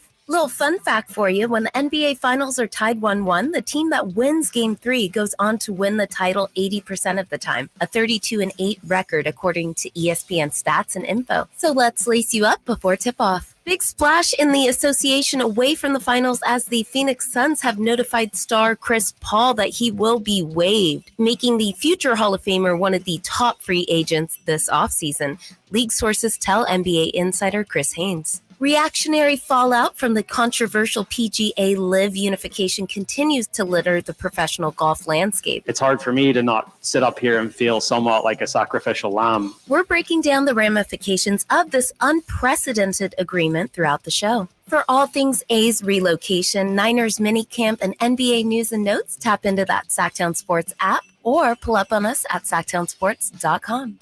I'm Simone. Those are your Sactown Sports headlines. Welcome back into Cattles and Ramie.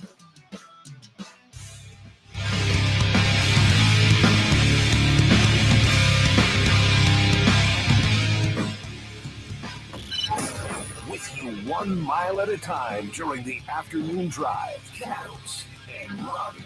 Sactown Sports. So this just in, Nick Bosa is good, Ramie. What? Yeah, he's a good football player. When did this happen? It's not bad. He produces, as they say. He produces. Elite edge guy. He's all right. 18 and a half sacks last year.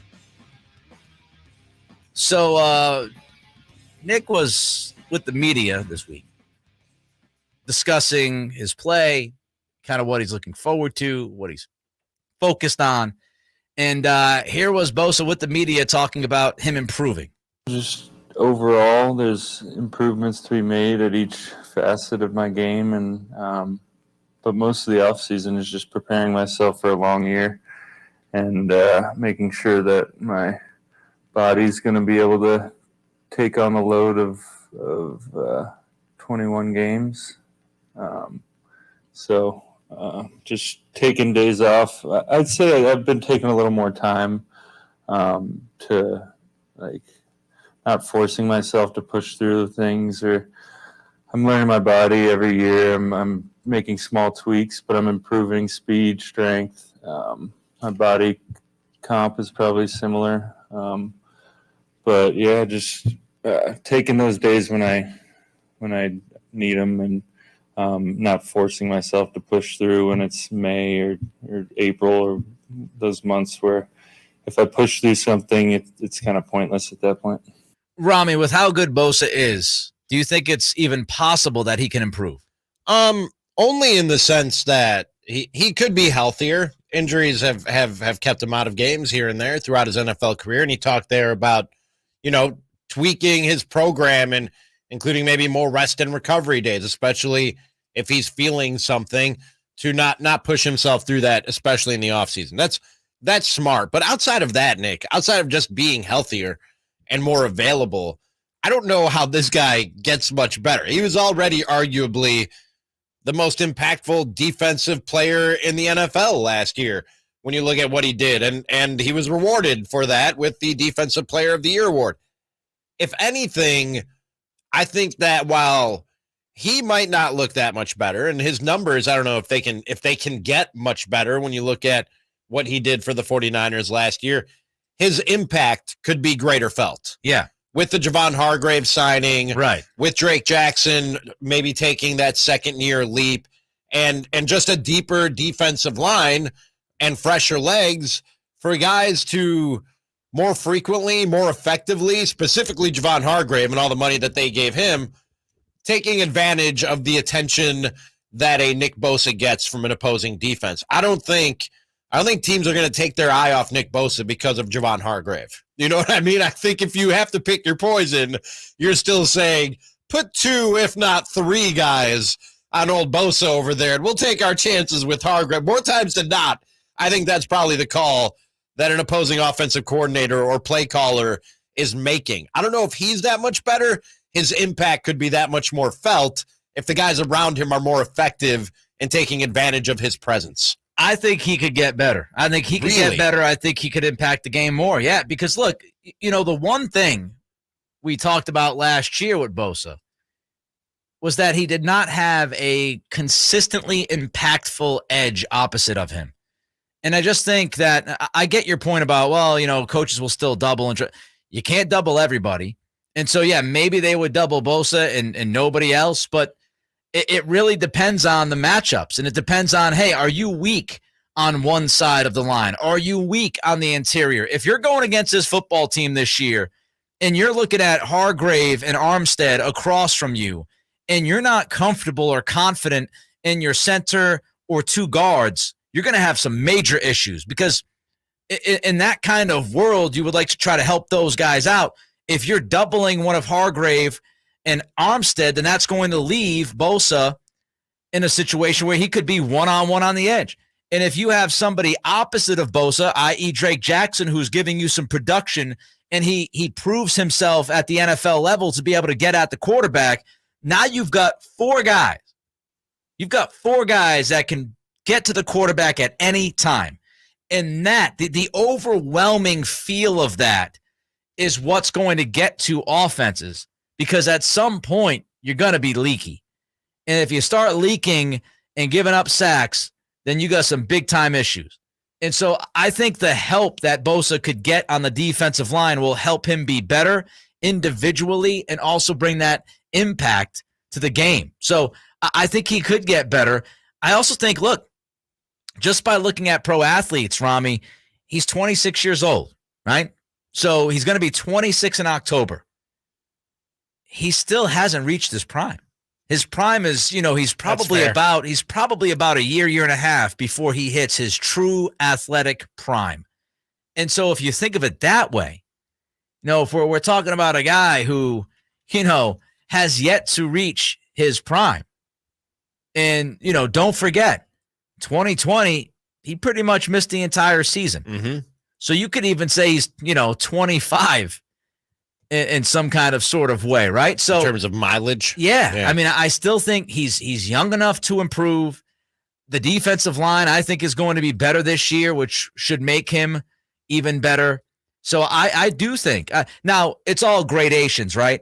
I don't think this guy is going to be able to, rack up 27 sacks this year. But I do think if he's somewhere in the low 20s, wouldn't surprise me whatsoever, which would be an improvement. The fact he did what he did last year, Nick, with the instability around him on that defensive line, especially the interior defensive line, it's great to get 18 and a half sacks when he was literally the guy that teams were focused on 99 times out of 100 when you're talking about opposing play callers and where they would divert their attention. It's just crazy that he was able to do what he did last year with that defensive line that he was working on. It's remarkable, man. It is. And I think, that talent is going to show out even more this year. As long as he stays healthy, as long as that defensive line and front seven stay healthy. He looks like he's on that Ramie Makloff workout program. Is that what he looks like? I think so, yeah. Did you talk to him during the offseason? Maybe.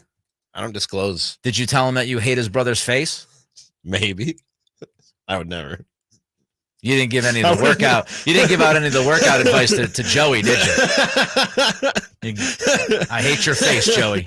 Get away from me. All right. Let's see. Oh, I know. I know what we're going to do next. What are we going to do next? We're going to talk options for the Kings in this year's draft with Rafael Barlow. Really? Yeah. Huh. It's coming up in 90 seconds. All right. Cattles and Ramie. Sactown Sports. Energy bills? Well, ACR Solar and Home Services can help you out. With over 40 years of experience, ACR Solar and Home Services is the name you can trust for all of your solar needs. Now, what makes them stand out?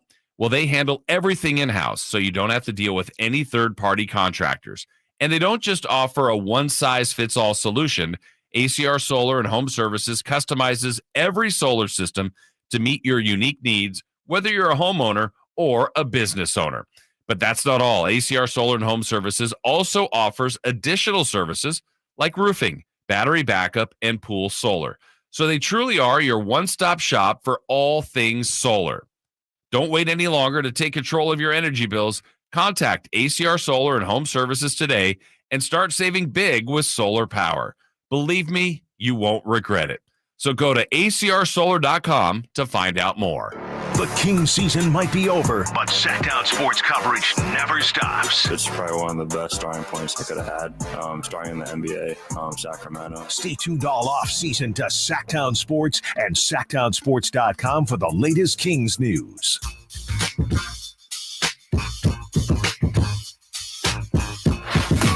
One brings Makloff magic, while the other, we're still trying to figure that out. Cattles and Ramie. Sactown Sports.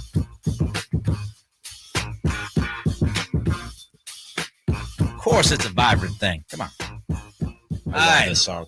Oh, the video? One of my favorites. Oh, man. Let's get to the Folsom Lake Honda hotline. Let's.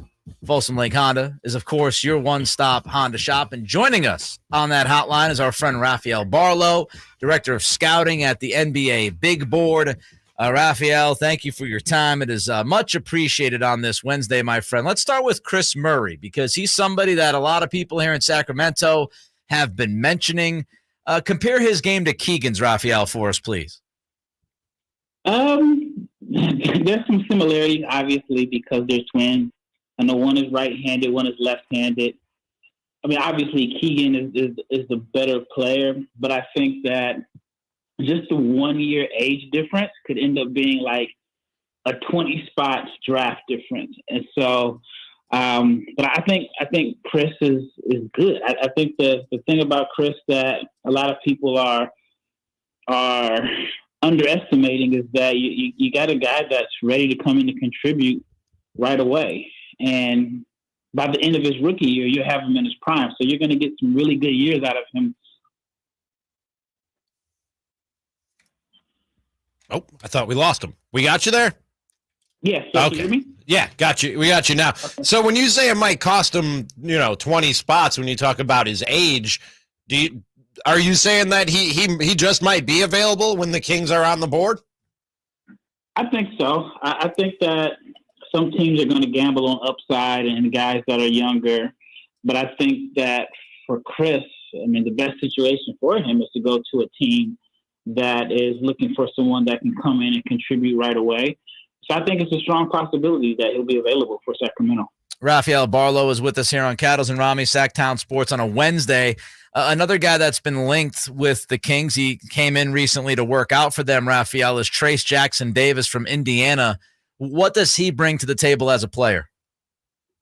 Well, you can make a case and say he is, on paper, the most productive player in this class outside of Wembanyama. Just looking at rebounds, he blocks shots. He is a very, very underrated passer. Yeah. A little bit undersized, and he doesn't stretch the floor. At least he didn't show that he could stretch the floor in college. But I think that he's someone that probably can shoot it better than we think. It's just he was so dominant at the college level playing around the basket, and it was really no need for him to bail defenses out by shooting jumpers when they couldn't stop him inside. Kings fans aren't used to this team drafting where they're drafting this year. They're more used to being in the lottery, top 5, top 10, somewhere around there. Is this a good year, though, to be where they're at? Is this a deeper draft than we've seen in previous years, or are they going to have a tough time finding some talent there? No, it's a lot of talent. I think between 15 through 30, it's pretty fluid. And I mean, if a guy goes 15, it wouldn't surprise me. If he falls to 25 or even 30, it wouldn't surprise me. It's a lot of young wings. I think it's somewhat of a crapshoot in a sense because for the most part, teams are trying to 19-year-olds after like 30 games. So there's going to be some hits, there's going to be some misses, but I think it's a draft where someone could be in the late 20s or mid-20s and they provide the same value as someone selected in the lottery. Rafael Barlow, Director of Scouting at the NBA Big Board, is with us here on the Folsom Lake Honda Hotline. Rafael, one more from me on the Kings here. I want to drill down on possible targets or at least level of talent. You know, some of the more intriguing names in the 20 to 25 range that we haven't brought up yet. That, you know, no Murray, no Trace Jacks Davis. Some other names that you could see going between that 20 and 25 spot that would make some sense. Yeah, one name that sticks out to me is Derek Whitehead. And Whitehead was someone that a lot of people thought was going to be a top 5 to 10 pick coming into the season. He suffered like a broken foot, and I want to say it was like October. Came back, wasn't really the player that everyone thought he would be, but the reason I was impressed with his production was the ball in his hand, had to settle as a spot-up shooter. He shot over 40% from three. And so if he can put the three-point shooting that he showed this year in college along with the ball handling and the playmaking that made him such a highly touted prospect coming into college, then, you know, whoever gets him late in the first round, they could have a real steal there. Is Victor Wembanyama really the unicorn that he's being? Is there a hole, a flaw in this guy's game or something that you see that could be the Achilles heel and what seems like a can't miss prospect there? I mean, obviously he can get better as a shooter and he can get stronger and develop a little bit more physically. But I've had a chance to watch him play live maybe 4 or 5 times. And watching him play like last season, I thought, okay, you know, I get the potential. Then I went to Paris and watched him play a couple times. And I mean, it was really an NBA spacing at the showcase against Scoot Henderson. You really saw what he's capable of. I mean, a lot of people aren't realizing that the first game was on a Tuesday and he played in France on a Friday night. So it was literally Friday night game, fly across the country on, I want to say like they probably got to the States on Sunday, had a day off, and then he goes out and scores, I think it was like 34 points in his first game. And I think he's just going to look really good with NBA spacing and with like NBA playmaking. Like he had a small point guard in Tremont Waters who wasn't able to really utilize him as a vertical lob threat because Tremont is so small. So imagine him with a good point guard that can see over the top of defenses and that can get him those easy lobs. And we're talking about a guy with a 7'5" with like an 8'9" wingspan or something like that can jump out the gym. So he can even get those easy points. I even talked about what he does on the defensive end. Rafael Barlow, Director of Scouting at NBA Big Board with us. Rafael, there are reports out there that Charlotte is leaning toward Brandon Miller instead of Scoot Henderson at number 2. Do you think that'd be a mistake? No. I talked about it back in January that I think Brandon Miller could go number 2. And I just got roasted for it all over social media for even thinking about it. But no, I think it's a real possibility. I know Scoot was kind of like the guy that was crowned the 1A after the Wembanyama showcase, but Brandon Miller had a really good year. I mean, he didn't finish strong, but neither did Scoot. I think the biggest difference is that Brandon Miller's bad finish, for lack of a better term, was on display on TV, while Scoot's wasn't. And so I think the difference also is Miller offers a little bit more. He can handle the ball.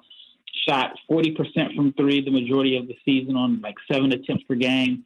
And so I think a team like Charlotte that already has their point guard of the future or point guard of the present may feel like Miller provides outside shooting. He's bigger, and he can defend multiple positions. So I can see why they would go in that direction. That begs the question then, how does Scoot fit with Dame should he end up in Portland with that 3 pick?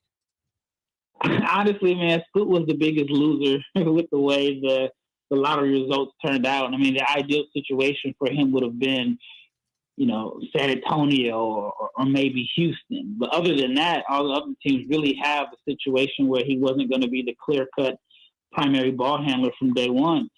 So the fit in Portland, I think Portland ends up probably trading the pick. Either Dame stays and they trade the pick to get, then they'll give Scoot the keys. So I think draft night is going to be wild. It's going to be like a flurry of big trades. Oh, I hope you're right. It's always fun with big trades on draft night. Raphael, thanks for the time, man. We appreciate it. Great stuff. Let's do it again soon. All right, anytime. Let me know.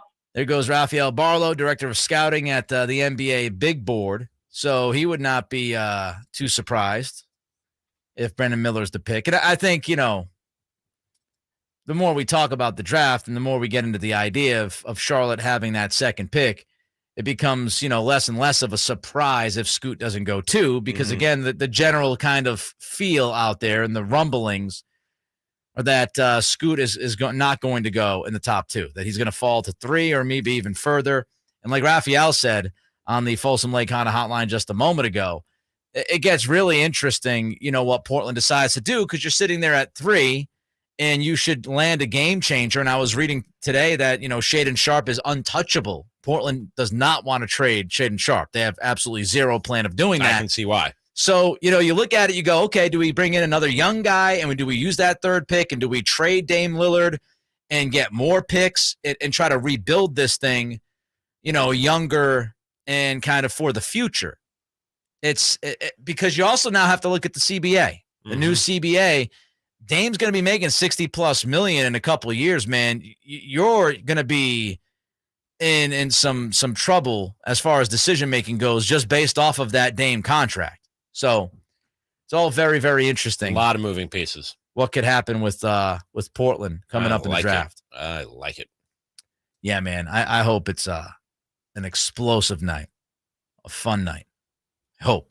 Can't wait. All right, coming up next, rankings that made Ramie's head spin. Cattles and Ramie. Sactown Sports. Check out the Golf to Go Hour with Frank LaRosa every week on Sactown Sports. Get the latest on equipment, area courses, people who play the great game, and plenty of good conversations about golf. It's the Golf to Go Hour every week with Frank LaRosa on Sactown Sports. Golf to Go is brought to you by the Hagen Oaks Golf Super Shop, America's most awarded golf facility. Nature Wood Home Furnishings, where it's all about choices and always about quality. Sacramento weather is brought to you by Folsom Lake Kia. I'm Mark Finan in the KCRA3 Weather Center. Skies will stay mainly clear to partly cloudy through the night tonight. A delta breeze will cool temperatures to the mid-50s by morning. Nice day tomorrow. Sunshine to the breeze and a few clouds. Highs will make the low 80s. Get the latest forecast on the KCRA3 News and the KCRA3 app. You know what time it is. It's time to trade up to a brand new Kia at Folsom Lake Kia. Trade up to all the newest technology and an industry-leading warranty. Shop Folsom Lake Kia, family owned for over 20 years. Hey, you want to be around people having a great time? You need to come check out Capital Casino, offering the most varieties of table games in the region in the friendliest environment. Come for the food, which is awesome, of course, and stay and play. Conveniently located in downtown Sacramento at 411 North 16th Street, right there in downtown Sacramento for over 20 years. Cap Casino, best food, best games, and of course, the best action. And please gamble responsibly. 1-800-GAMBLER. Wells Fargo gives you access to direct deposit funds up to 2 days early. Plus, if you look at the X and Y axis, what if everything came 2 days early? Like the weekend. Well, That was a pleasant surprise. You can't get everything early, but when it comes to direct deposits, you can with Wells Fargo. Visit wellsfargo.com/getearly to learn more. Terms and conditions apply. Not all direct deposits are eligible. Early availability is not guaranteed and may vary between deposits from the same payer. Wells Fargo Bank N.A., member FDIC. For a business to thrive, there needs to be a constant stream of new customers. This happens through strong lead generation. Did you know that lead generation is one of the most important tools of any marketing campaign? Let us help you identify your target audience and market your products and services to them. To get started today, contact aimyourdigital.com. That's aimyourdigital.com and start seeing results today. I remember as if it were yesterday. I reached down to move a nightstand and was astonished at the weight of the piece. Hi, this is Frank LaRosa with a word about Naturewood Home Furnishings. At that moment, I instantly recognized the difference between Naturewood's quality furniture that will last a lifetime versus lesser quality furniture found elsewhere. Now, I suppose there's a huge difference in what you'd put in your first apartment and what you would live with in the comfort of your own home. Right now, Naturewood Home Furnishings Made in USA sale is a great time to fill your home with solid, superior quality furniture to reflect your own love for life. With brands like Sam Moore, Stanton, Stickley, Hilltop Hickory, Simply Amish, and many more, Naturewood Home Furnishings has tables, chairs, couches, and, yes, nightstands, and more at their Made in USA sale.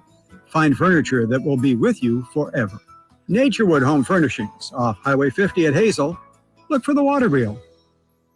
Pain is not normal. Repeat, pain is not normal. Greetings, Sacramento. Doug Christie here with the Good Feet store. Does this sound familiar? It's the end of the workday and the pain in your feet, knees, hips, or back is unrelenting. Good Feet understands that you've likely already tried assorted remedies and solutions with no relief. And now you're pretty much resigned to living with the pain. But do not give in to the pain. Instead, come to the Good Feet store for their end-to-end 3-step arch support system. Good Feet is the nation's largest manufacturer and retailer of personalized arch supports. With arch supports in over 300 sizes, styles, and flexibilities, and an arch support specialist in each store. Come in today for a free no-obligation arch support fitting, then take them for a test walk around the store or around the center. Experience the comfort, balance, and support possible with the Good Feet system. The Good Feet store in Sacramento, Roseville, Stockton, Modesto, and now in Vacaville. Online at goodfeet.com. Sactown Sports Headlines.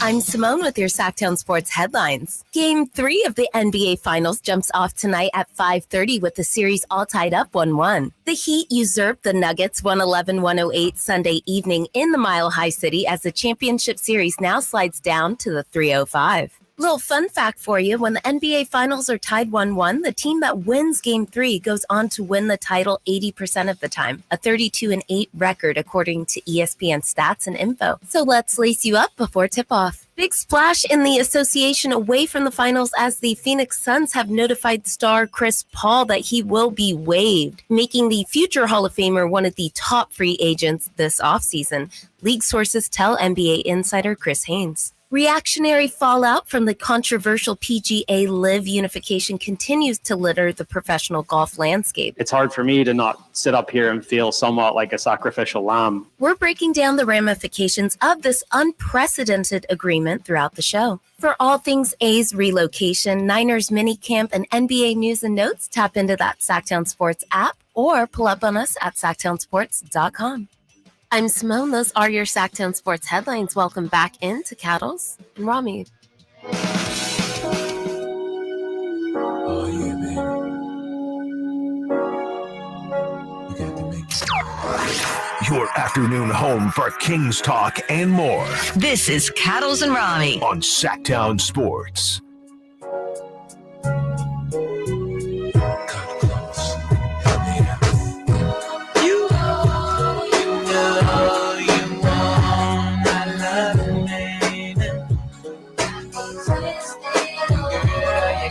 Twisted over here.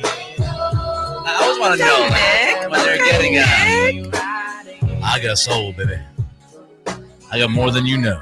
I always want to know when they're like, when he's in the booth, when the song is like, for the beginning of the song, The talk over? Yeah, I want to be in the studio when he's just like by himself and he's recutting it because he's not going to get it the first time. Yeah. So he's like, yeah, baby.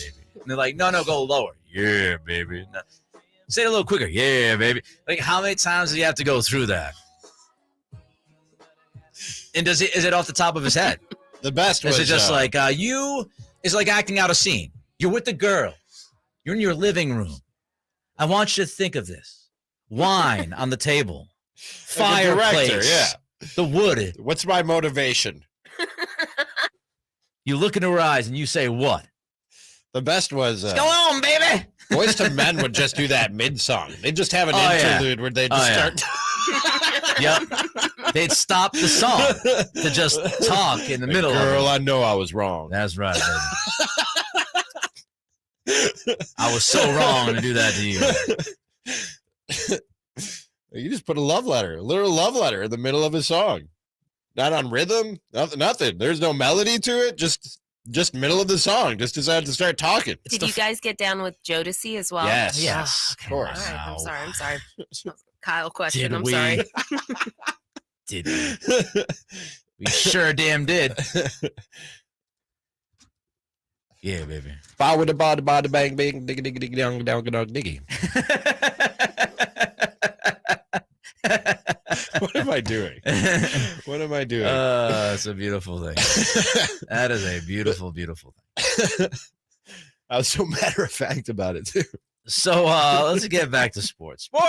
So the Athletic has some rankings of wide receivers and tight ends, and it's list season, baby. It is list season. It is list season. And in the NFL. This specific list had Ramie's head spinning a little bit. Because this is science, Nick. This isn't just some guy, I watched football, and these are who I think are the best wide receivers. Yeah. No, this is science. These are algorithms. These are formulas that went into the Athletics list. I love a good algorithm of wide receivers, including... I get worked up like Keith Sweat over a good algorithm. EPA per receptions. Yeah, numbers, baby. EPA per target. Yeah. Targets, reception percentage, all this factored in.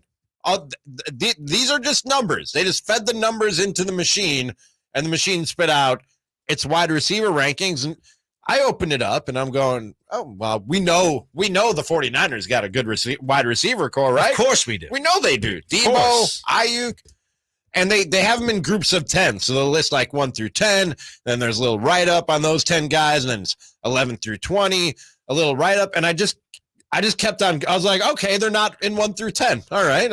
They're not top 10 wide receivers. Yeah, I mean, not the biggest crime in the world. Exactly. And then I got to 11 through 20, and I was like, well, still no Debo, still no Ayuk. We're through 20 now. And then I was like, well, surely they're somewhere in 21 through 30. They have to right? be in the top Must 30, be. right?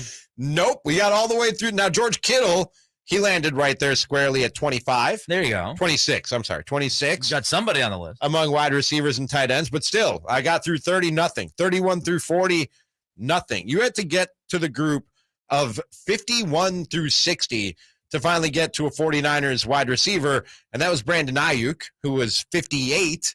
And then you go to the next group to find, two groups later, and 71 through 80, and you find Deebo Samuel right there at 80.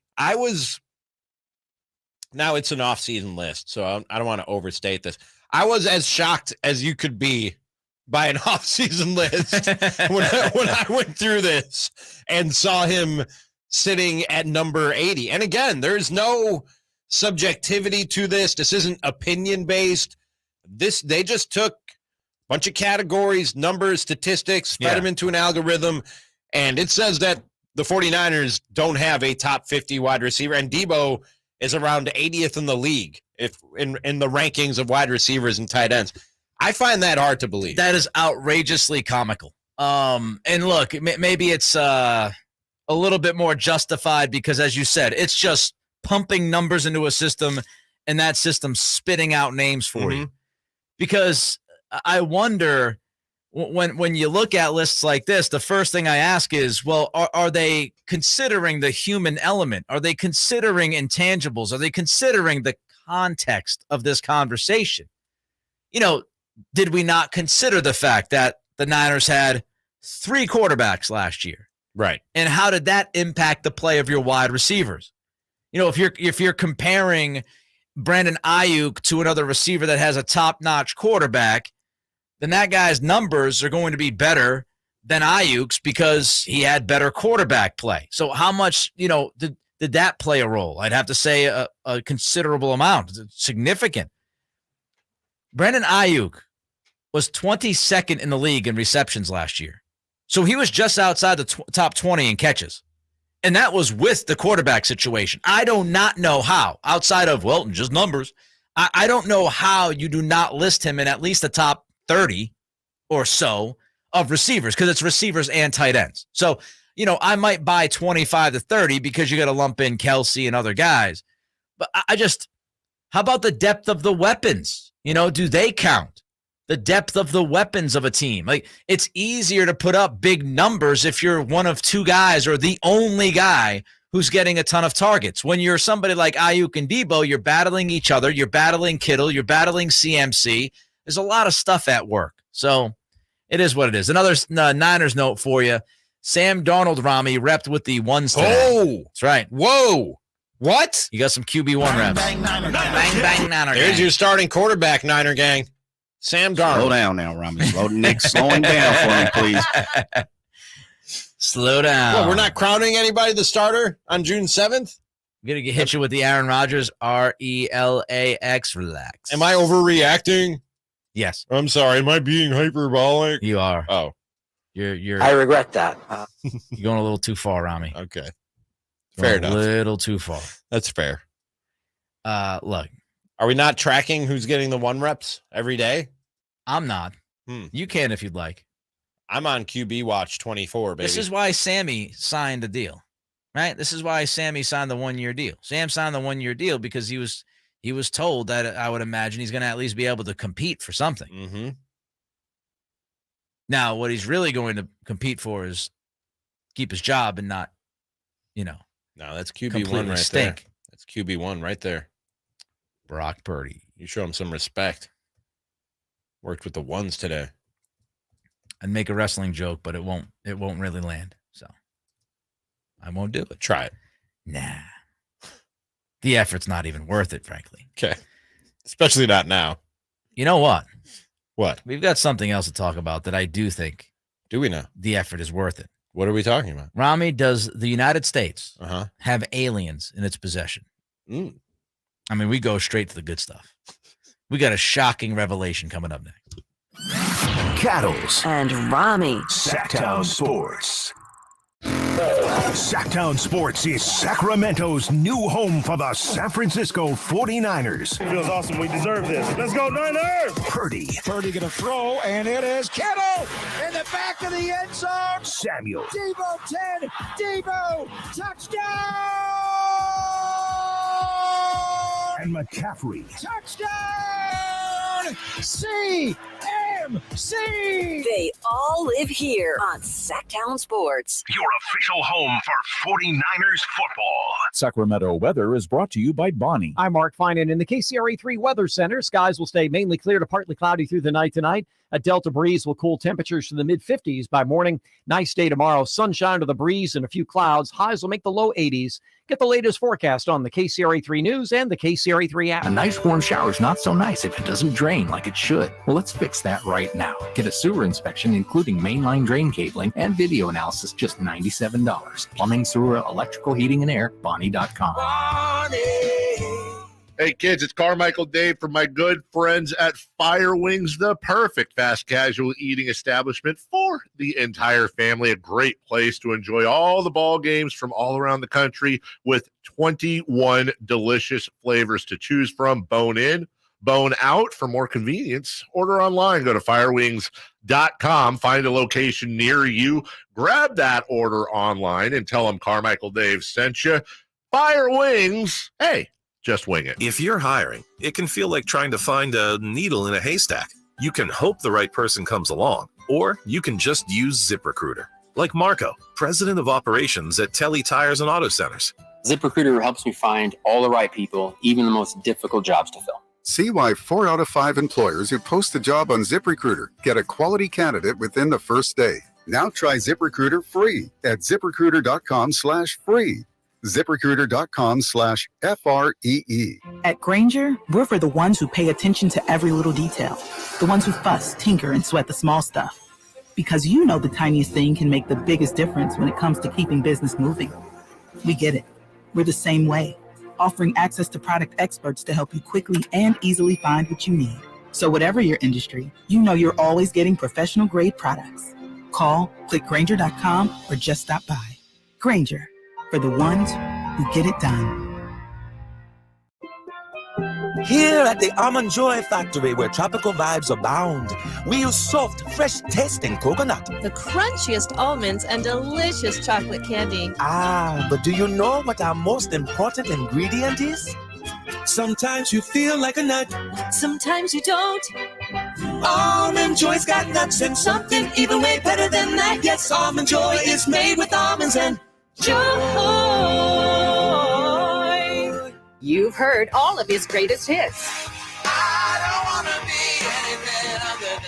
And now's your chance to see Grammy-nominated multi-platinum singer-songwriter Gavin DeGraw live at Gold Country Casino Resort in Oroville. You ask me how I'm doing. Get your tickets now to see Gavin DeGraw Friday, June 23rd at 8 p.m. Only at Gold Country Casino Resort.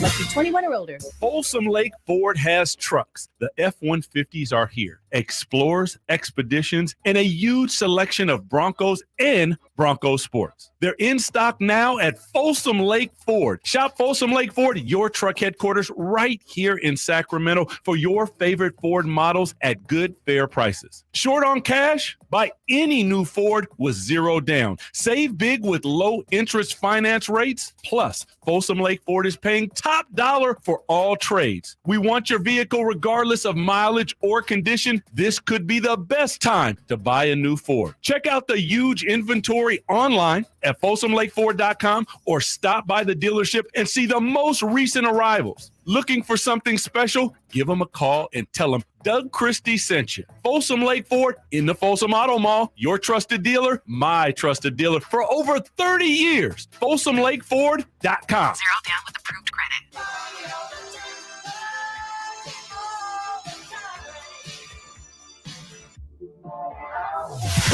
Live and local in the afternoon. They always keep you on edge. Cattles and Ramie on Sactown Sports. I didn't know there was a remix of Eddie Murphy's Party All the Time. Neither did I, but apparently there is, and we're in the middle of it right now. Little DJ Khaled. Really? And Khaled made it in Quavo and Takeoff. Are you telling me they rapped on DJ Another Khaled one? is talking to Stephen A. Smith That was right now? good, Ramie. Yeah, that was. I railroaded the joke. Stepped right on it. Yeah. And now everyone's quiet. And they're both wearing white. That's what you do in Miami. That's what some people do in Miami. I'm not a big fan of white. Isn't that a thing in Miami? Oh, I can't wear white because I eat. You know. Oh, stop it. JJ, meanwhile, big fan of the white. White tea all day. Tear it up. JJ will rock Especially in the tea. summer. That's all I do. I go buy a box of white teas, literally, and that's all I wear. Love it. I might do that. Can I steal your style? You Jay? just Of said course. you don't wear It's not white a because style. you eat, and now Yeah, but if I have a whole box of them, they're just like, you know, Replaceable, yeah. they become napkins at that point. Oh, stop. by the way, That's that Ramie money right there. Okay. text line. We were doing wrestling. We were doing wrestling villains heels during our draft mockery today, and I will say that DJ Khaled's got a really, really clean hairline. But we were talking about Some guys who have like the perfectly lined beards. Yeah. You know. Yeah. Well, it's professionally done. So we had that as a draft mockery. Iron Sheik, rest in peace. Got a couple of texts. 916-339-1140. They wanted to jump in on that. The Junkyard Dog. Classic. Love the Junkyard Dog. Junkyard Dog was fantastic. Love that dude. The big old chain. Just bark at you. It's exactly what he used to sound like. K9us, right? He scared the life. He scared the bejesus out of opponents. He didn't want to mess around with Junkyard Dog when he did that. Put the fear of God in Yes. you. Yes.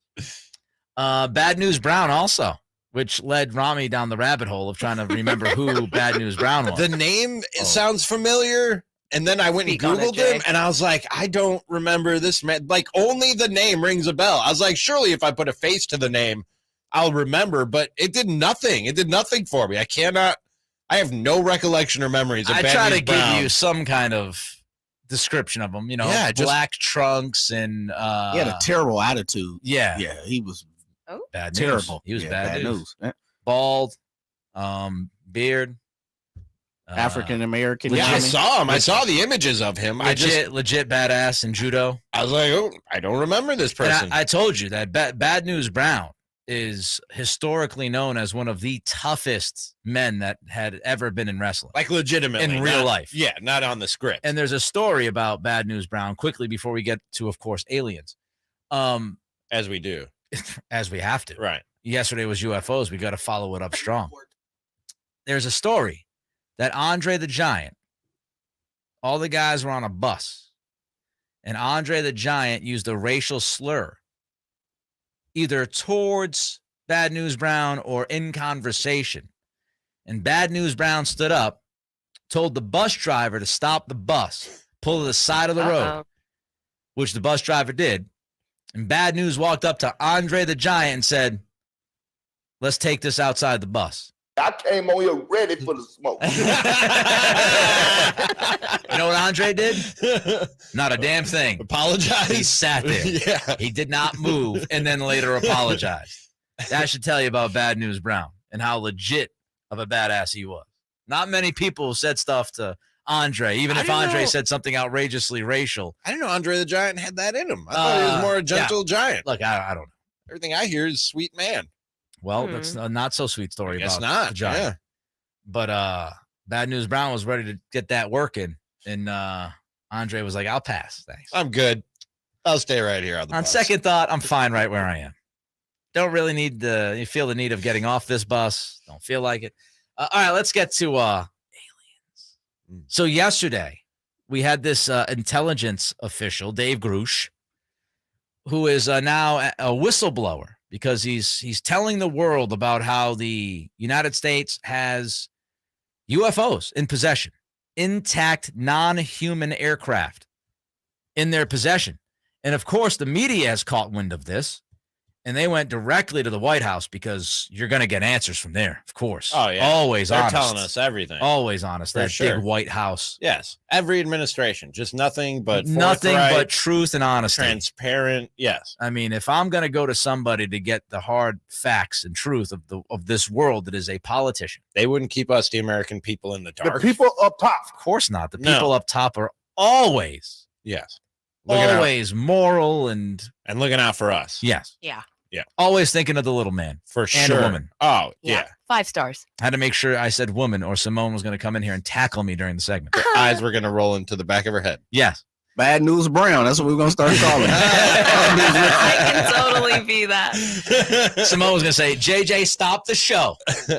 I got to take Nick outside. You All know right. I can lift fools up. It ain't no problem. Yeah, remember she picked some dude up at a Kings game? Not like picked him up like with Power bombed him? No, Like, not, what are we talking not about like here? with a clever line, not with a pickup. no, She no. physically picked the dude up while celebrating a Kings victory.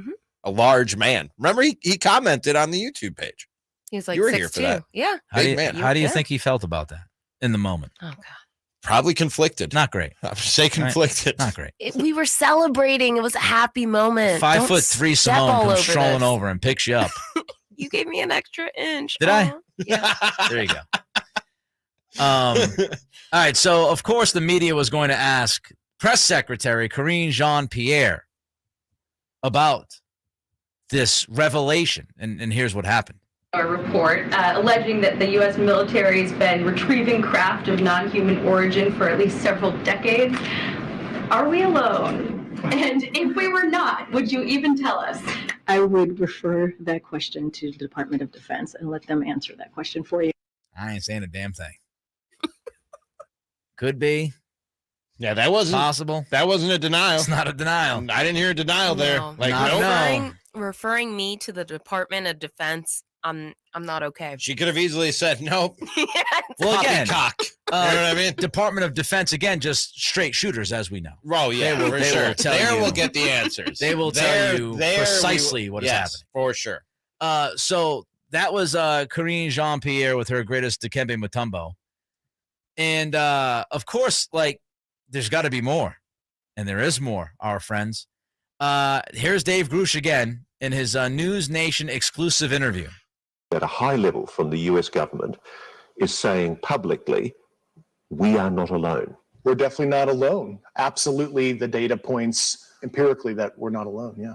Do we have bodies? Do we have species of Well, non-human? naturally, when you recover something that's either landed or crashed, sometimes you encounter dead pilots. And believe it or not, as fantastical as that sounds, it's true. Aliens! We have aliens, folks.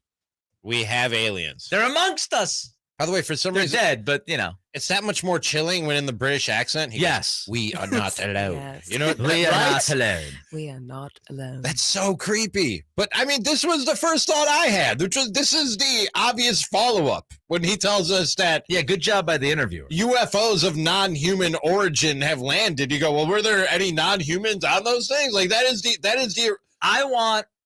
What I want is also he said dead. Any alive? Because a pilot doesn't necessarily crash or die in a crash landing. Even worse, did one eject and is amongst us and we don't know. Huh? Just ejected out of the UFO and could it be you or me? Just hanging out with us. Could be me. Huh? I got an alien-shaped head. You Could are be a me. strange fellow. Yes. Could be me. I've picked up on a few things where I'm like, this dude is not human. Is that what you said? I want specifics though. Like, are they short? Are they tall? Are they fat? Are they green, or gray? Or what are we doing? This guy tells us that they have found dead pilot aliens.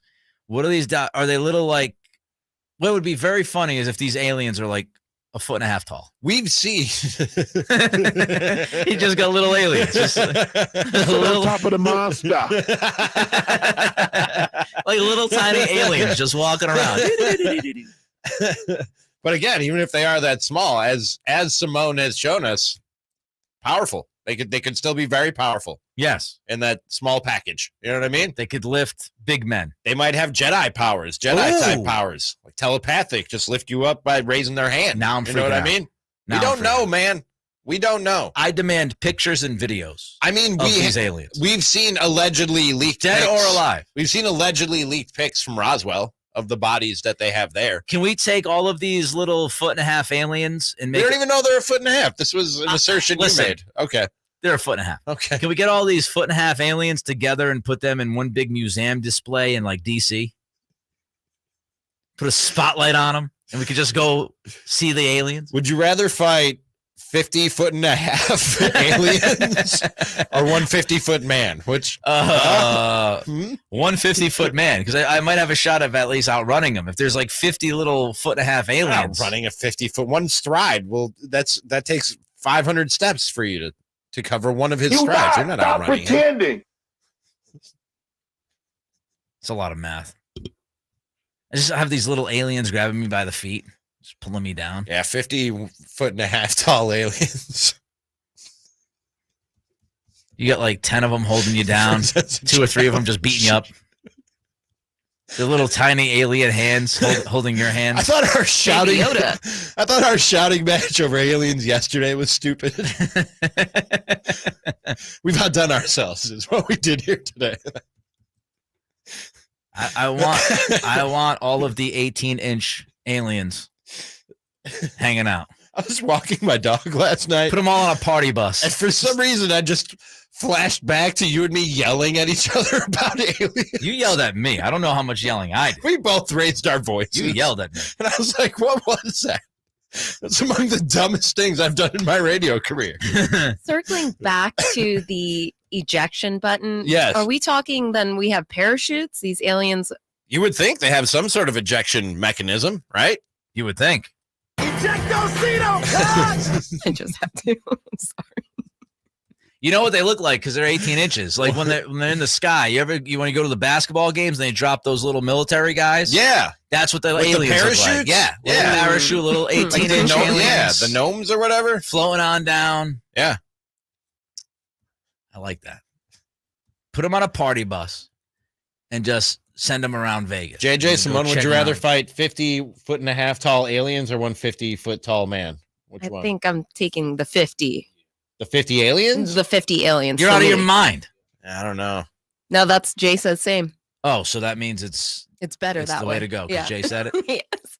I mean, you could just flail, just swing wildly, and you're probably taking out five aliens right there. You know what I mean? If they're 1.5 feet tall. We don't know their powers, though, man. I don't know. That's all I'm saying. It sounds like a poll question. I'm more afraid of the unknown. I'm on it. 50-foot dude. I know what a dude can do. I don't know what 50 aliens What are can you going to do to a 50-foot dude? Getting I'm going to take him out, on. Ramie. I'm going to take him out. You're literally, you're literally getting stomped on. Mark. Top story coming up. Cattles And Ramie. Sactown Sports. Catch the Oakland A's every weekend on Sactown Sports. Friday nights, Saturdays, and Sundays. Sinking, that's going to get down for a hit. Around third, your score is Tony Kemp. And the A's have taken the lead. Edge of the track makes the catch. And the Athletics get a great win. Sactown Sports, your weekend home for the Oakland A's. Sactown Sports coverage of the Oakland A's is brought to you by Xfinity 10G, the next generation network. All new spring deals are here at Lowe's. Start planting your garden this weekend with Bonnie 11.8-ounce vegetables. Buy 4 for $10. Plus, liven up your patios and decks with fresh blooms. Select 1.5-gallon hanging baskets or 2 for $20. Lowe's knows spring. Lowe's knows home improvement. Offers valid through 5/17. In-store only. Actual plant size and selection varies by location. While supplies last, excludes Alaska and Hawaii. Carmichael Dave here. Spring here. Long, cold, rainy winter behind us. And I know you're counting the days until summer, but don't wait until it's hot to make sure your air conditioning is working efficiently and safely. Get ahead of the problem with a $49 AC tune-up from my friends at American Energy Heat and Air. Nothing worse than having your AC go out when it's hot outside. Get a tune-up today to make sure you and your family are comfortable and cool in your home for the hot summer months that are right around the corner. Give them a call at 916-520-9990. That's 916-520-9990. Or schedule your appointment online like I did last year around this time at AmericanEnergyAir.com. Don't wait till that AC goes out. Call my friends today, 916-520-9990 or AmericanEnergyAir.com. Call 916-520-9990 now. Power Business Technology is proud to be 100% independent, locally owned, and managed Toshiba copier dealer. Local ownership cuts out the red tape, allowing ourselves to never be too busy to personally answer the call when our clients need us. Recognized for excellence in service execution, training, and customer service, we're proud to be named a 2022 Toshiba ProMasters Elite Dealer. Contact us today for all of your business printing needs at 844-POWER-BZ. That's 844-769-3729, or visit us at PowerCopier.com. Hey, Scott, you look great. Yeah, I'm feeling good and have a new job. No, there's something different about the way you look. To be honest, a few months ago, I had an amazing robotic hair transplant procedure at XL Medicine. It's called the artist procedure. No way. Your hair looks completely natural, and you don't even have a scar. How did they do that? Dude, the artist system is amazing. I have this fantastic hairline, and I'm happy with my results. XL Medicine could probably help you too, buddy. Using the artist procedure, Dr. Singh and Dr. Graywall can target and harvest healthy hair follicles with micron-level accuracy from the back of your head and transplant them where you need it. The procedure is painless, and you'll be back doing your regular activities in a couple of days. Ask Dr. Singh and Dr. Graywall at XL Medicine about the artist procedure. Call today, 916-932-4470. That's 932-4470 for a complimentary in-person or Zoom consultation. Or on the web at xlmedicine.com. That's EXCEL medicine.com. See what the artist procedure can do for you. These are actors and not real patients. I'm Ken Korak with your Green and Gold Report, brought to you by Xfinity 10G, the next generation network. We're looking for silver linings in what has been a difficult year for the A's, and perhaps players the A's could build around for the future. What about first baseman Ryan Noda? As I'm recording this, among American League rookies, he's first in walks, he's first in on base at 403, and also third in OPS. Not bad for a Rule 5 selection this past offseason from the Dodgers. Ken Korak here, introducing you to the Xfinity 10G network. Xfinity is undergoing a multi-year network evolution, giving you a powerful connection today while building toward a faster, more reliable tomorrow. The Xfinity 10G network gives you the fastest internet with even faster speeds rolling out all the time. You also get a consistent and reliable connection when everyone's online, even during peak hours. That's a home run. If you want to learn more, go online at xfinity.com/10G.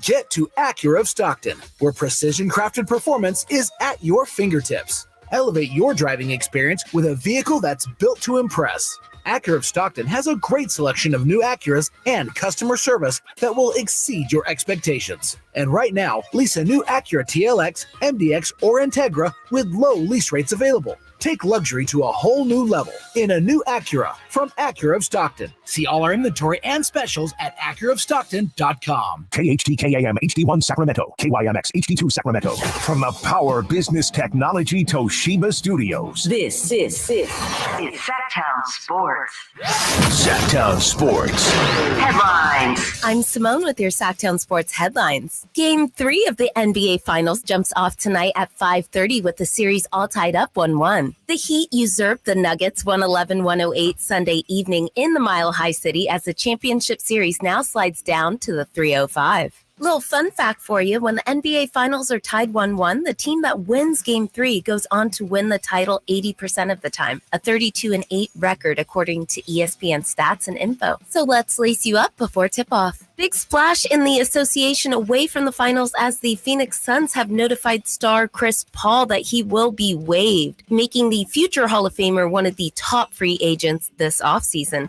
league sources tell NBA insider Chris Haynes. Reactionary fallout from the controversial PGA LIV unification continues to litter the professional golf landscape. It's hard for me to not sit up here and feel somewhat like a sacrificial lamb. We're breaking down the ramifications of this unprecedented agreement throughout the show. For all things A's relocation, Niners minicamp, and NBA news and notes, tap into that Sactown Sports app or pull up on us at SactownSports.com.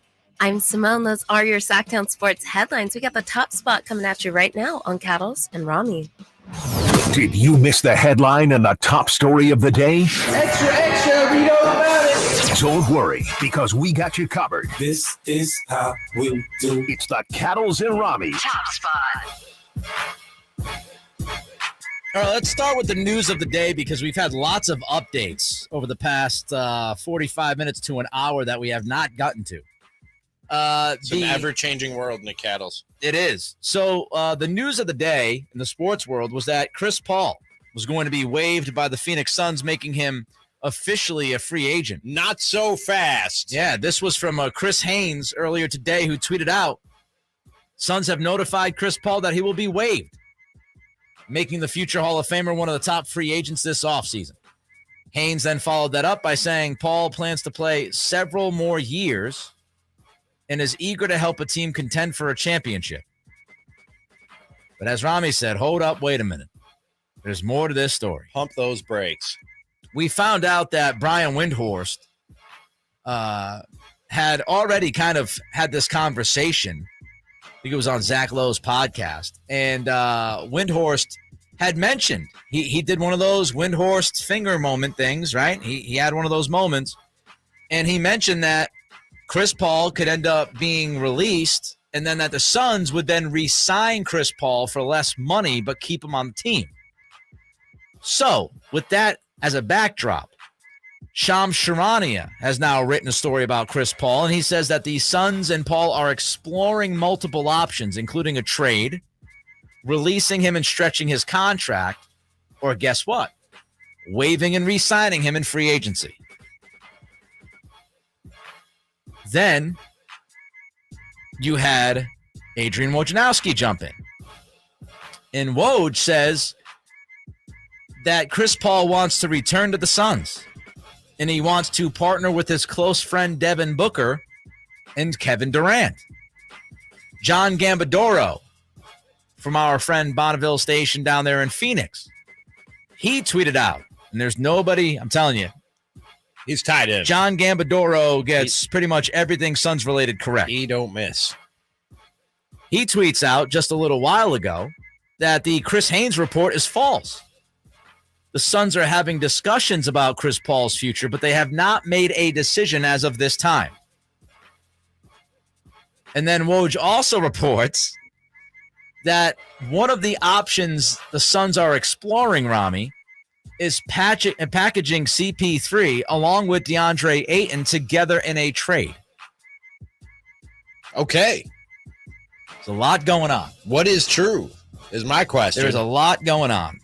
And who knows what the truth is? I mean, it seems like most, outside of Chris Haynes, most agree that Chris Paul and the Suns are having conversations and that the Suns are trying to figure out which option they want. That they have yet to actually go to Chris Paul and say, we're letting you go. We're letting you walk. We're waiving you.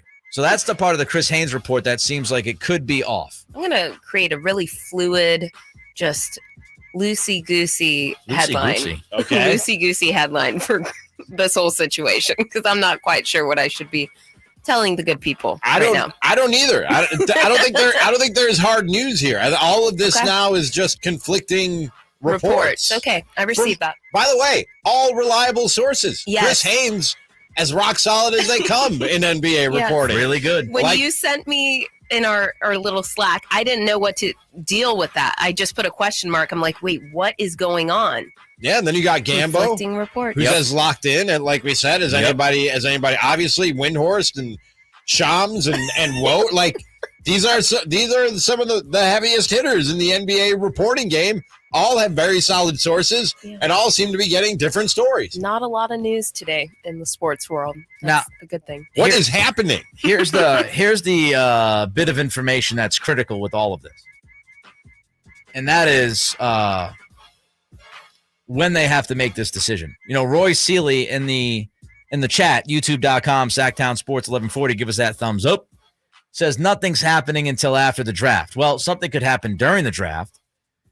We spoke to Rafael Barlow earlier in the show, and he said he thinks there's going to be some big trades on draft night. Now, whether or not he's right, I don't know. But the key date here, Ramie, is June 28th. So 3 weeks from today is when they have to make some kind of decision on this partial guaranteed contract of Chris Paul. So within the next 3 weeks, we should get an idea as to what they're going to do. They've got 3 weeks to figure this out.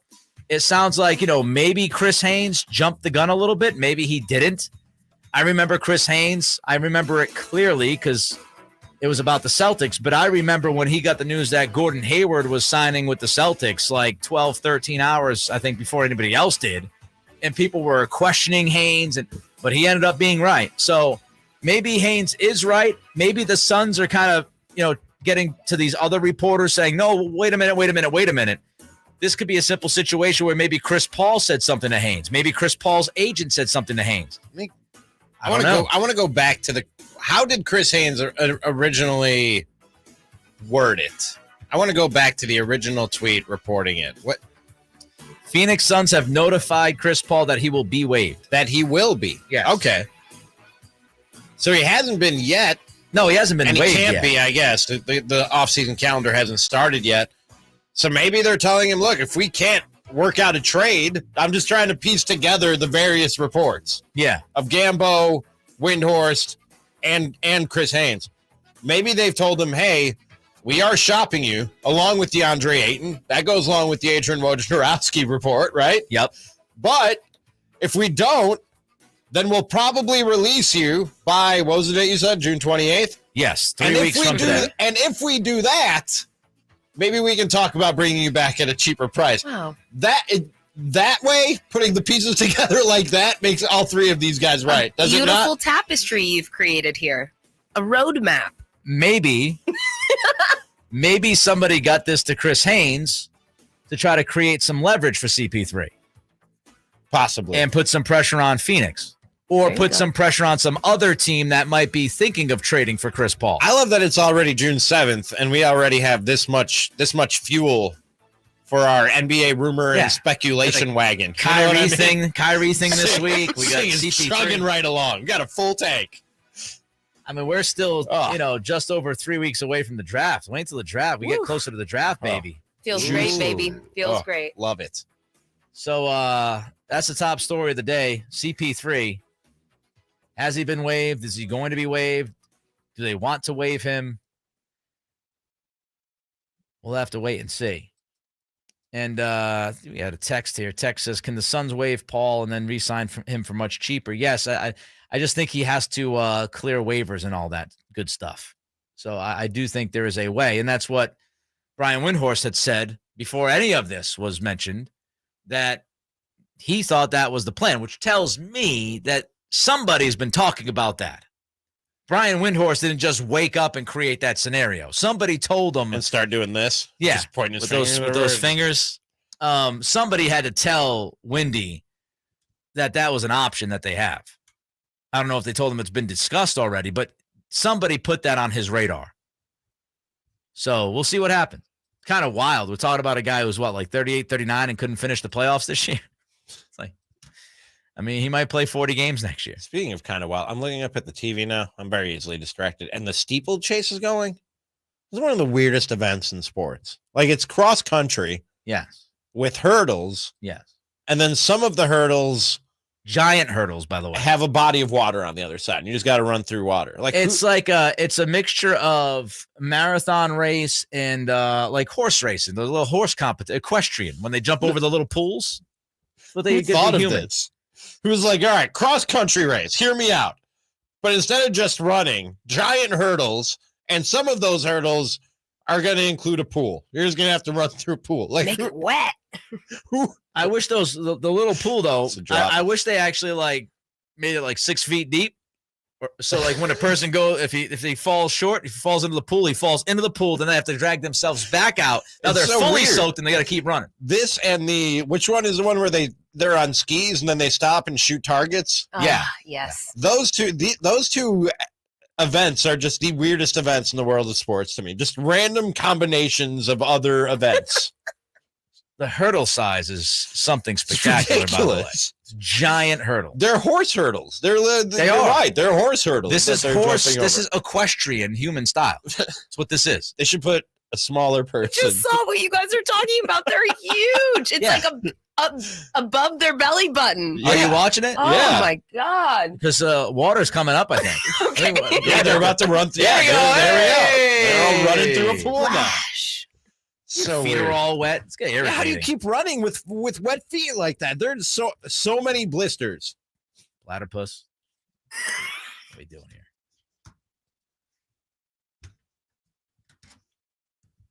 You go sockless, right? Running through all that water, you have to. Gotta be sockless. You gotta be sockless. You know what I would wear? Good pair of Crocs. I would wear those. I'd wear those stupid shoes with the toes. You know? Yeah. The little the individualized. Yes. The creepy ones. What happened to those?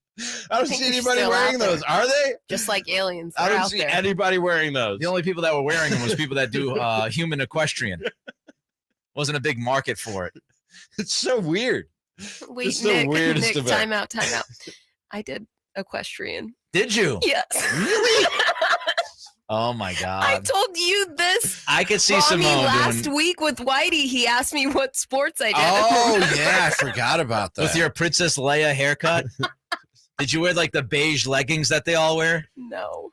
A button-up shirt. The hat? You just that weird little hat. And you the have helmet. No idea. Yeah, you have the to helmet wear a hat helmet. thing. Yes. I want pictures. Okay, I was in Elk Grove. Yeah, it makes sense because Simone is really like jockey size. She's perfect jockey size. I'm wiping tears from my eyes. It's been a really funny segment for me. Oh Lord. Oh my goodness. All right, in 90 seconds, we'll tell you how NBA fans are telling the national media to shut up. Cattles and Ramie. Sactown Sports. Are you ready to hear this on Sactown Sports? Hand off McCaffrey. Touchdown! San Francisco! Or how about this? Feel super, baby! The 5-time Super Bowl champions, and they're looking for number 6.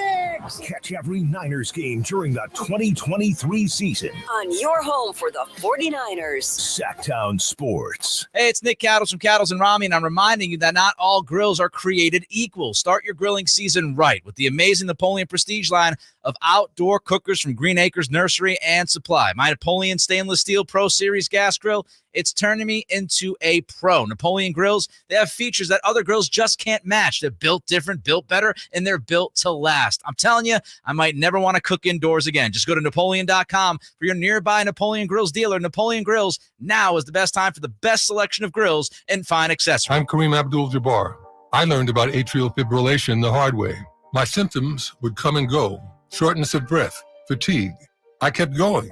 Then I got so lightheaded, I couldn't. My doctor said I have AFib, so I'm about 5 times more likely to have a stroke. Other symptoms, irregular heartbeat, heart racing, chest pain can come and go, but the risk of stroke stays. If you have symptoms, tell a doctor. Visit notimetowait.com. Sponsored by Bristol Myers Squibb and Pfizer.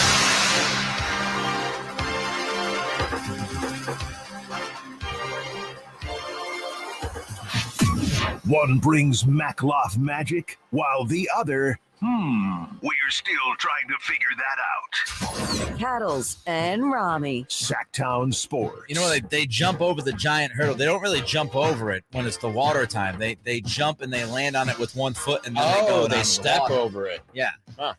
That's for the water one. It's tremendous athleticism. I do have to say that. It's just a weird event. Yeah, none of these guys are in the shape of us out there. That wouldn't quite work. Speak for yourself. I did a half-hour spin class. Just 30? That's all you had in you? But then I did a half-hour yoga after that. Oh. Yeah. Got that in. Have to get that in. Got to get that in. Without that, you're lost. Flexibility and balance are key. Yes. In being a finely tuned athlete, such as myself. Did you wear the shoes with the individual toes for your spin class? Yes, I did, Jay. I figured you would. I had to. They have a special set of kicks for those. Dude, I would see those in the gym all the time just a few years ago. What, the feet sneaker things? Yeah, the individual toe sneaker things. Those are like soccer dad shoes. It's like, what are you doing? Oh, Nick, it's your birthday next. I know what we're getting you. You don't want anything to do with it. What size shoe are you, Nick? 9. 9. Gift receipt coming your way. Gift receipt. I got your back, bro. You like black? You like blue? I'd wear them around. I'm trying. I wonder if they're comfortable. No, they're not. Wait a minute. No. Not in a public place. I said I'd wear them around, but I would not wear them here. Where are you going to wear them at home, you know. No, the wife is going to tell you to take them off. Dog walks and all that stuff. You think Kelly would? Yes. She's got style. She was just talking about her shorts. Someone coming towards me walking their dog in those shoes, I'm walking across the street. I feel like they're okay. Sammy, could you imagine Sammy walking down the street and Nick's got on some individual toe kicks? Sammy will be looking at you weird. I feel like those things are so ugly. I feel like they're acceptable around the pool or a body of water for some reason, but just out and about. Like water shoes or something. Yeah. Okay. You think they got grip on the bottom of those? They do. Yes. They got like, have you ever seen like gardening gloves or work gloves, Jay, where like the grip is texture. It's like painted on. It's like part of it. You know what I mean? That's what they're like. Rock climbing kicks. Yeah, exactly. Putting a link in the Slack right now, so you can check it out, JJ. Okay. We got your birthday present. It's perfect. Best toe running shoes in 2023. marathonhandbook.com. You want flexibility, Ramie, from these. You know, I do remember. You want zero drop, whatever that means. You want breathability. That's what they give you. Those are the 3 things you need. That's what I do remember a while back. There was a Vibram 5 Fingers V-Trail 2.0 is the best toe running shoe in 2023. How much does it cost, Nick? Well, let's see. Let's go to Amazon here. That would be $134.95. They're called minimalist or barefoot shoes. I remember seeing an author a few years ago on the Daily Show who he went and followed Kenyan marathon runners and was documenting their training program, blah, blah, blah, how they get ready. And one of the distinct differences that he noticed and advantages that they have is they run without shoes. And he found that the shoes that we wear are not actually doing us a lot of good in the walking and running that we're doing. And we'd be better off barefoot in a lot of situations. Read similar things. And these shoes came on the heels, no pun intended. Waka waka. Of that. We're turning a corner. Meanwhile, NBA Finals about to tip off in a little bit. Game 2. Here's something cool about Game 2. The same amount of people, identical amount of people watched Game 2 this year than last year. So identical amount. I think it was 11.91 million people watched Game 2 of Miami-Denver, and 11.91 million people watched Golden State and Boston. I thought the NBA was going to die because these were two mid-level markets. Yes, see what we're doing? I thought it was all over for the NBA. Miami's not really, mid-market. Miami's 10 or 11, I think, aren't they? They're somewhere in the 10 range. But, yeah, the national media, Ramie, the narratives seem to be less in touch than they might give themselves credit for, because everybody was saying that nobody would be interested in this series. Nobody would be watching this series, underestimating NBA fans. NBA product is in really good shape right now, and people are watching. So even though you had Boston, who is, I think, the 10th market in the country, and Golden State, San Francisco, which is, I think 4th or 5th, you had 2 top 10 markets last year. You're getting the same amount of eyeballs on the product this year. I think unless you're talking top 3, maybe top 5 markets, Chicago, LA, New York, I don't know what's right behind those, you're not going to see a huge difference. No. You know what I mean? In terms of the ratings based on market size, you're not going to see a huge difference. I think it's about, players versus markets too. Superstars. What kind of superstars are involved? There's some intrigue about Jokic. If you don't watch Jokic every night, if you don't watch Jokic much at all, you're a casual NBA fan, you get a chance to watch this guy. He's a unique player. Also, who doesn't love an underdog when you talk about the 8 seed Miami Heat making it in? People love a Cinderella. They love a Cinderella, which is absolutely part of this. It seems like this is the only sport where we have this discussion, though, isn't it? We certainly don't have it with the NFL. We don't talk about World Series matchups in small markets and what it's going to do to ratings. We don't do that with the Super Bowl in the NFL. Well, I don't know why basketball specifically, people are so obsessed with the market size and the ratings and everything else. It doesn't matter. It's also funny how all those conspiracy theories about how the NBA wanted the Lakers versus the Celtics in the finals, those disappeared pretty quickly when Denver and Miami ended up being the series. I don't see many people go, it fixes in. LA and Boston fixes in. That's it. It's all fixed. It's all rigged. Well, Denver and Miami's the matchup. Well, You sound like Brad Garrett, the guy who played Ray Romano's brother. Oh, who does the Subway commercials now, right? Or something, right? Jimmy Johns. Jimmy Johns. Yeah. That's Tony Baloney. Why do you know his name? Just really no reason to know his name. It's actually a really good premise for a commercial. I'm not going to lie. Tony Baloney? And he's a really funny comedian for those who don't know. Brad Garrett's a funny dude. It's also just, making a mockery of the Italian heritage, but that's fine. I'm a quarter Italian and I approve. Tony Baloney, that's fine. You make fun of Italians. It's fine. Baloney's not even Italian.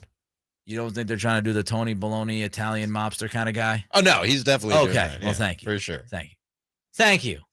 All right. Thank you. Let's give away some Nikki Glazer tickets. Let's.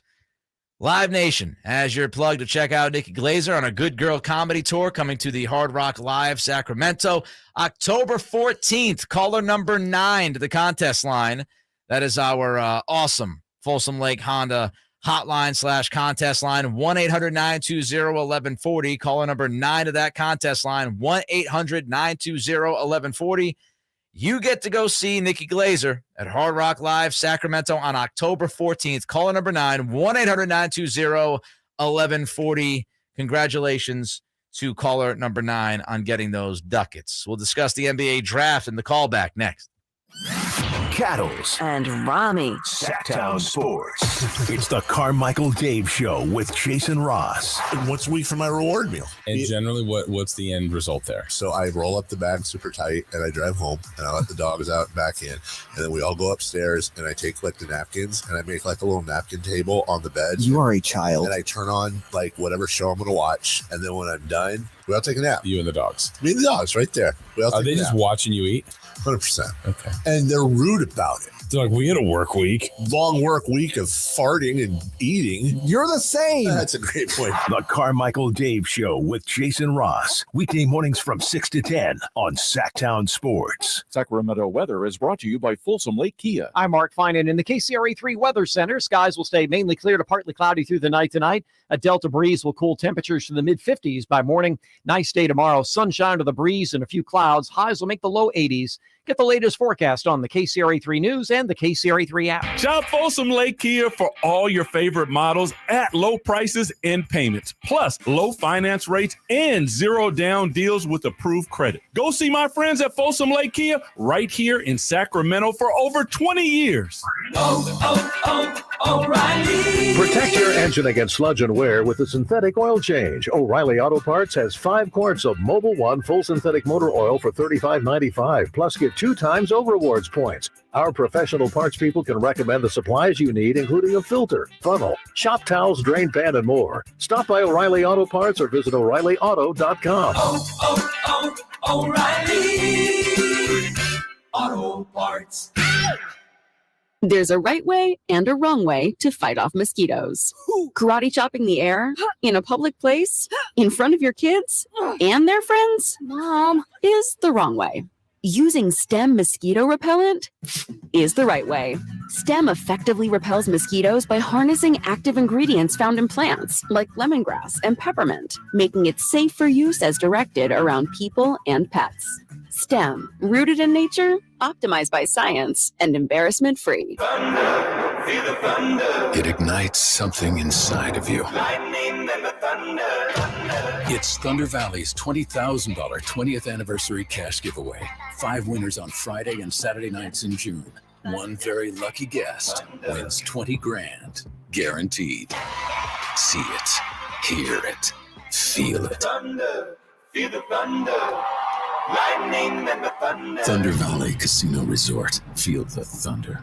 Pain is not normal. Repeat, pain is not normal. Greetings, Sacramento. Doug Christie here with the Good Feet Store. Does this sound familiar? It's the end of the workday and the pain in your feet, knees, hips, or back is unrelenting. Good Feet understands that you've likely already tried assorted remedies and solutions with no relief. And now you're pretty much resigned to living with the pain. But do not give in to the pain. Instead, come to the Good Feet store for their end-to-end 3-step arch support system. Good Feet is the nation's largest manufacturer and retailer of personalized arch supports. With arch supports in over 300 sizes, styles, and flexibilities, and an arch support specialist in each store. Come in today for a free no-obligation arch support fitting, then take them for a test walk around the store or around the center. Experience the comfort, balance, and support possible with the Good Feet system. The Good Feet store in Sacramento, Roseville, Stockton, Modesto, and now in Vacaville. Online at goodfeet.com. At Ashton & Price, we get injury victims to yes. Experience, yes. Ashton & Price has been around for over 25 years. No more insurance companies? Yes. Our clients focus on getting better, and we handle all the rest. Results? Yes. We've collected over $100 million for injury victims. No fee until we win? Yes. Our clients pay nothing until we win. Ashton & Price, the best at getting to yes. Remember, for the best advice, don't think twice. Call Ashton & Price. The Gold Rush Classic takes place July 13th and 14th in Rancho Murrieta. Come join the fun and play golf with a celebrity, or just check out the concert. The Gold Rush Classic, where the stars and guitars shine. For more info, go to goldrushclassic.org. Sactown Sports. Headlines. I'm Simone with your Sactown Sports headlines. Game 3 of the NBA Finals jumps off tonight at 5:30 with the series all tied up 1-1. The Heat usurped the Nuggets 111-108 Sunday evening in the Mile High City as the championship series now slides down to the 305. Little fun fact for you, when the NBA Finals are tied 1-1, the team that wins Game 3 goes on to win the title 80% of the time, a 32-8 record according to ESPN stats and info. So let's lace you up before tip-off. The Phoenix Suns working through several possibilities for future Hall of Famer Chris Paul, including the possibility that he could be waived by the NBA's June 28th guarantee date on his contract, sources told ESPN and several NBA insiders. Reactionary fallout from the controversial PGA Live unification continues to litter the professional golf landscape. It's hard for me to not sit up here and feel somewhat like a sacrificial lamb. We're breaking down the ramifications of this unprecedented agreement throughout the show. For all things A's relocation, Niners minicamp, and NBA news and notes, tap into that Sactown Sports app or pull up on us at SactownSports.com. I'm Simone. Those are your Sactown Sports headlines. JJ, please hit that call back. I'm going to light up these phone lines. The phone is ringing, and we are checking to see who's on the line. Long time listener, first time caller. News, gossip, a story. Okay, who's the next victim? It's the callback on Cattles and Ramie. All righty. Our friend Rafael Barlow joined us earlier today to talk NBA draft. Of course, Barlow would be the director of scouting at NBA Big Board, and he was on the Folsom Lake Honda hotline. Folsom Lake Honda, your one-stop Honda shop. For some reason, Simone stopped singing that, and sometimes I did enjoy that. I should not have said it. Damn it, I just realized that I made a mistake. Every time now. I was singing it for a while there, too. I kind of forgot about it. Everybody was singing it. I think I took some time off and just forgot about it. JJ was like, where the hook at? You want to try it right now? You want to practice? No, because it has to be organic. It's got to be Didn't we organic. mess it up and then we got, basically kicked out from it? Multiple times you messed it up. Yes, that feels on brand. We've done a lot of singing together since, though, and I think we can nail it. I think we've done enough that we can nail it now. You're right. Side hustle, Christmas caroler. You and Simone. We could put out an album. I don't know what that was. The Cattles and Ramie Christmas song. The Cattles and Ramie Christmas album. Cattles and Ramie Christmas collection. All right, let's get back to Rafael Barlow, shall we? The people up top are listening right now. People up top. There's money to be made. The people up top. The people up top. All right, Rafael Barlow was with us, and I asked Rafael if you could give us a breakdown of Chris Murray, Keegan's brother, as a prospect. There's some similarities, obviously, because they're twins. I know one is right-handed, one is left-handed. I mean, obviously, Keegan is the better player, but I think that just the 1 year age difference could end up being like a 20 spots draft difference. And so, but I think Chris is good. I think the thing about Chris that a lot of people are underestimating is that you got a guy that's ready to come in to contribute right away. And by the end of his rookie year, you have him in his prime. So you're going to get some really good years out of him. I was listening to a conversation last night on a podcast, Ramie, about this new CBA that will be kicking in next year. And, next summer, I should say. And one of the points that was made, it was made by John Corrales, who does a good job. He was talking about how, and I've said how important these draft picks are when you get into the 20s. Like, you can't miss them, because if you're a team that's contending, if you're a playoff team, you got to hit these picks to help with the depth, because obviously you can't just keep paying for people. That's even more the case now with the new CBA. Yes. Because the new CBA is going to handcuff you in many different ways that you were not handcuffed with the current CBA. So when we talk about nailing a pick at 24, it's that much more important. And some would argue too, and this was the point that was made in the podcast as well, the value of these picks from like 20 to 30 is going to drop precipitously after this year, because a lot of teams are going to want second round picks at the top of the second round, because you're not getting a guaranteed contract. So a lot of teams are not going to want to put themselves in a position where they've got to keep that guaranteed money on the books by picking somebody at 27. They'd rather take a swing at somebody at 33. At 30, yeah. So it's all kind of very interesting as we think about the Kings improving and getting better and being able to. It really feels like contend. this new CBA is going to change the landscape. Yeah, Keith Smith. NBA. I know you've had him on when I was out. We've had him on together. Mm-hmm. I've had him on before working with you. Keith Smith said that his kind of vision of the NBA is just be ready for a bunch of turnover every 2 to 4 years. There's not going to be, he said, if you have a superstar, then yeah, you're going to have a superstar for a long time. But he said, if you're not like a top 15 player, you're going to see a lot of turnover because people are not going to want to keep signing these players to big contracts, which are going to limit their ability to do other things. So he said, be ready for a bunch of 2-year deals. Be ready for a bunch of, okay, we tried it out with this window. Now it's time to move to the next window. And I don't think necessarily that's a great thing for the NBA. But we'll see. Yeah, that could be an adverse side effect. Yeah, because I agree with, trying to push things toward parity and not this concentration of superstars in like 3, 4, 5 markets. But there will be some adverse side effects based on what you're laying out here, Nick. I like stability. Let's get back to Rafael Barlow. One last one for Rafael. Good enough talent. When we look at the range here, 20 to 25, Kings will be at 24. The type of player we're looking at. No, it's a lot of talent. I think between 15 through 30, it's pretty fluid.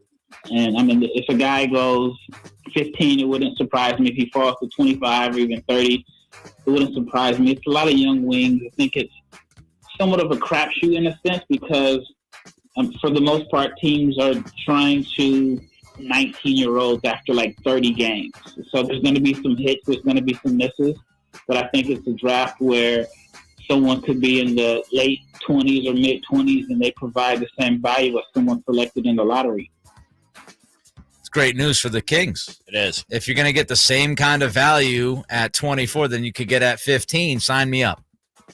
Or just the nature of those picks, Nick. You know what I mean when he says there's a lot of how did he word it? There are a lot of moving pieces between 15 and 30. That means that there's not a lot of difference or separation in the talent in 15 to 30, and also a chance that you get somebody at 24 who's just as good, if not better, and than somebody who you get at 15. It brings more of a crapshoot element to this because while they all look like they're close, some guys, when they get to this league, are going to separate themselves from others. You know what I mean? And if you can get somebody at 24 who's the prize of the back half of this first round, then that'd be outstanding and goes a long way to what you were talking about before of you got to hit on these picks. Again, thanks to Rafael Barlow for joining us. Really good stuff from him today. Director of Scouting at NBA Big Board. And he was on the Folsom Lake Honda hotline. Folsom Lake Honda, your one-stop Honda shop. I knew I made a mistake. I don't know where Simone was. She's busy talking to the contest winner. No. She's giving Nikki Glazer tickets away. That's fair. I'll let it slide. By the way, I envision that Simone is a big Nikki Glazer fan. I'm a big Nikki Glazer fan. Very similar sense of humor. I'm a fan. I like her. All right. The meeting that was described as a bleep show and why. I'll talk about it next. Cattles and Ramie. Sactown Sports. The Kings season might be over, but Sactown sports coverage never stops.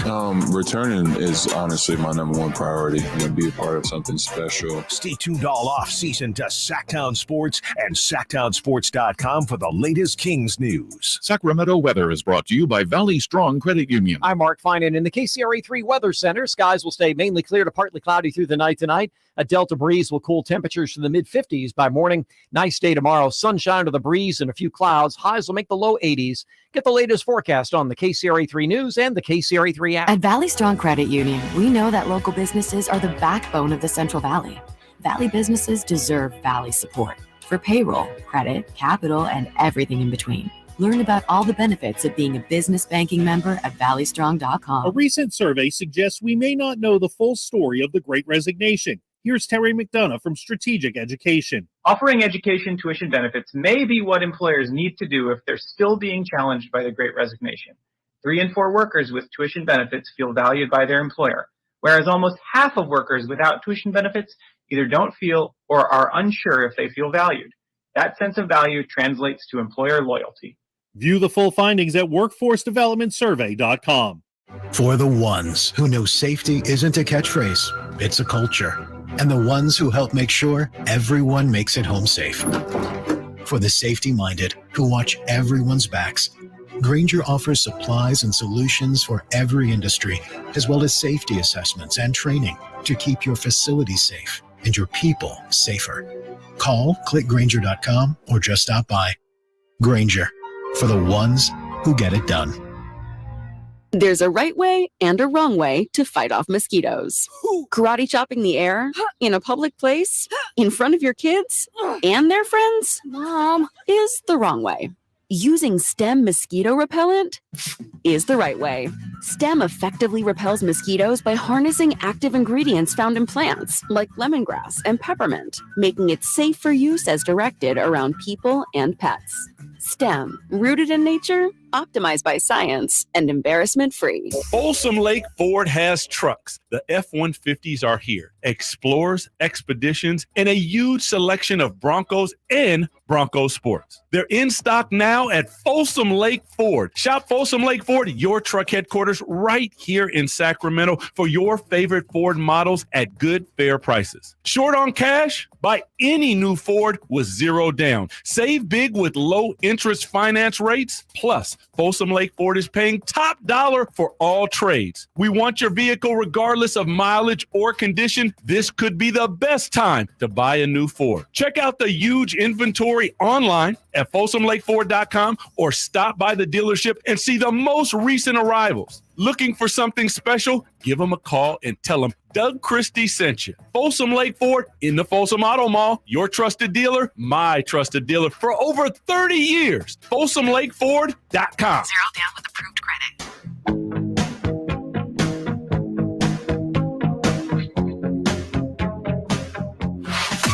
One brings Makloff magic, while the other, we're still trying to figure that out.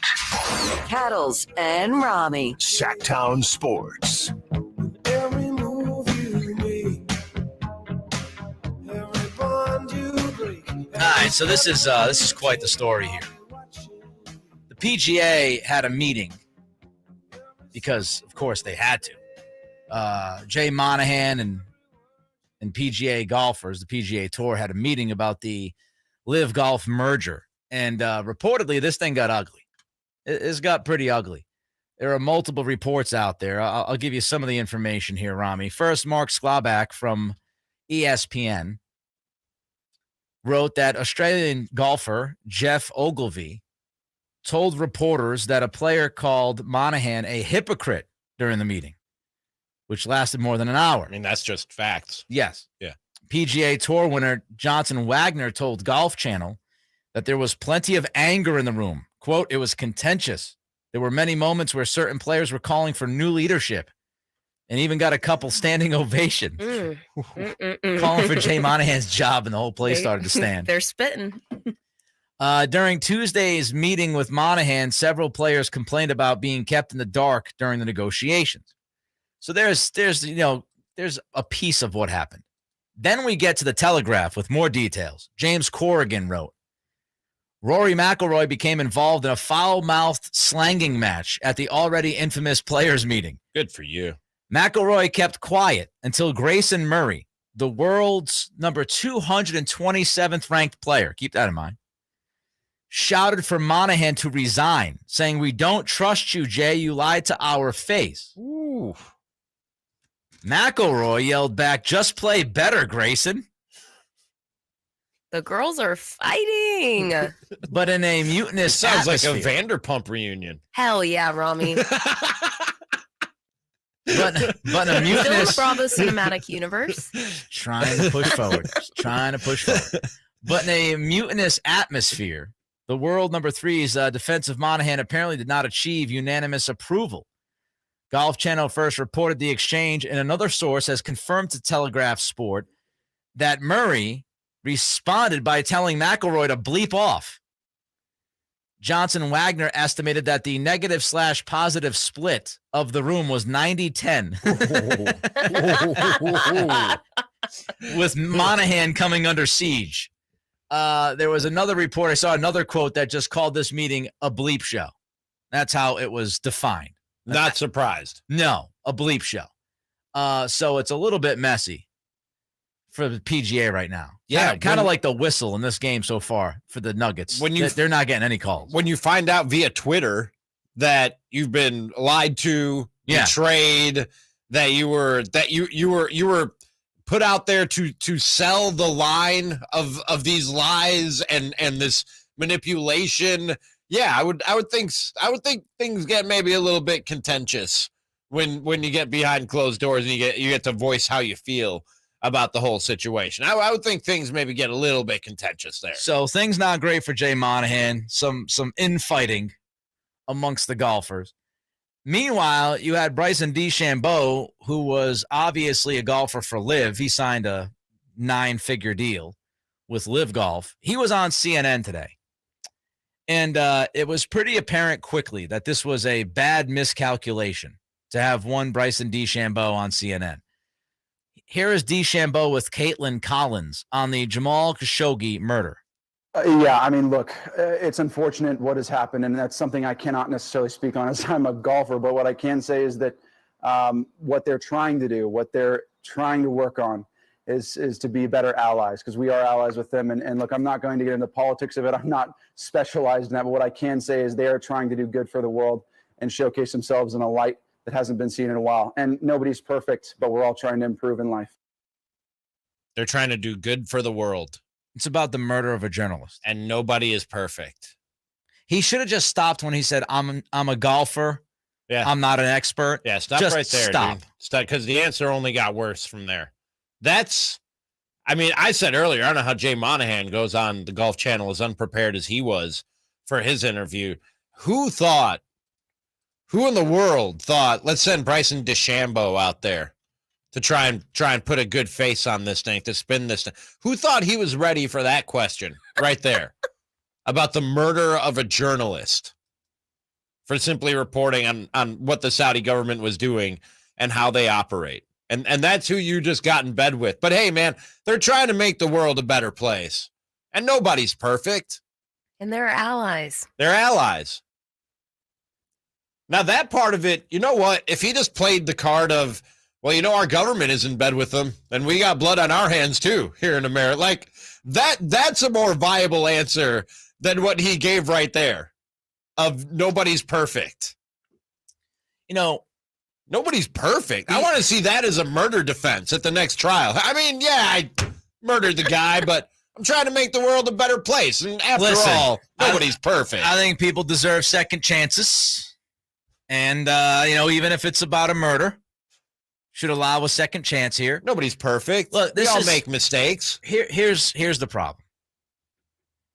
People not understanding, not comprehending, not acknowledging that they need to stay in their damn lane.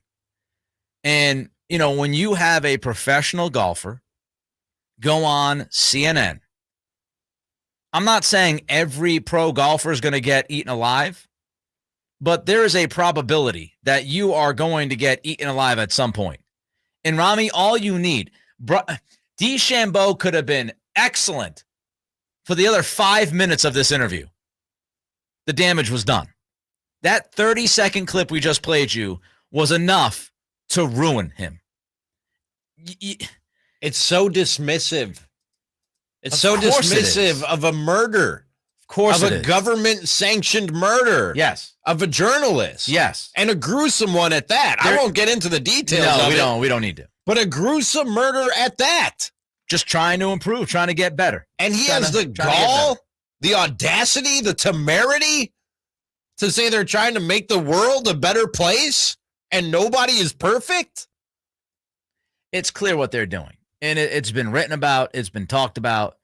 Sports washing is a thing. Yes. And that's what's happening here. Yes. And that's what Saudi keeps doing is they're going to funnel a bunch of money into these fun, popular sports. So they have that link, that connection to fun, popular sports. And they're trying to reshape, reform their image in the public sphere by doing that. Meanwhile,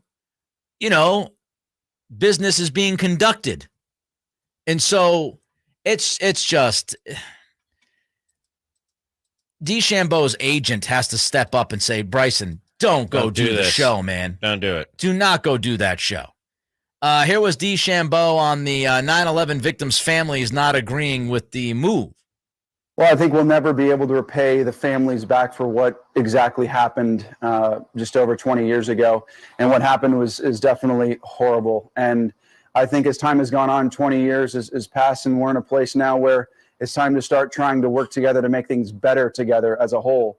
I have deep sympathy. I don't know exactly what they're feeling. I can't ever know what they feel, but I have a huge amount of respect for their position and what they believe. Nor do I ever want anything like that to ever occur again. I think as we move forward from that, we've got to look towards a pathway to peace, especially in forgiveness, especially if we're trying to mend the world and make it a better place. I think this is what they're trying to accomplish. Liv is trying to accomplish. The PIF is trying to accomplish. We're all trying to accomplish is a better world for everybody and a way to provide great entertainment for everybody around the world. It's been 20 plus years. How long are we going to hold this grudge? You know what I mean? The world has changed. Things have changed. One of the first things I would say is that DeChambeau can't stop himself. He's like one of those people that he just starts answering a question. He's just going to keep saying more and more and more and more and more until somebody shuts his water off. Like, I'll get myself out of this hole. And you can tell he's always gotten that praise before, that you're so smart, you're so eloquent, well-spoken, and I think he challenged himself to get up and do this platform. Didn't work out.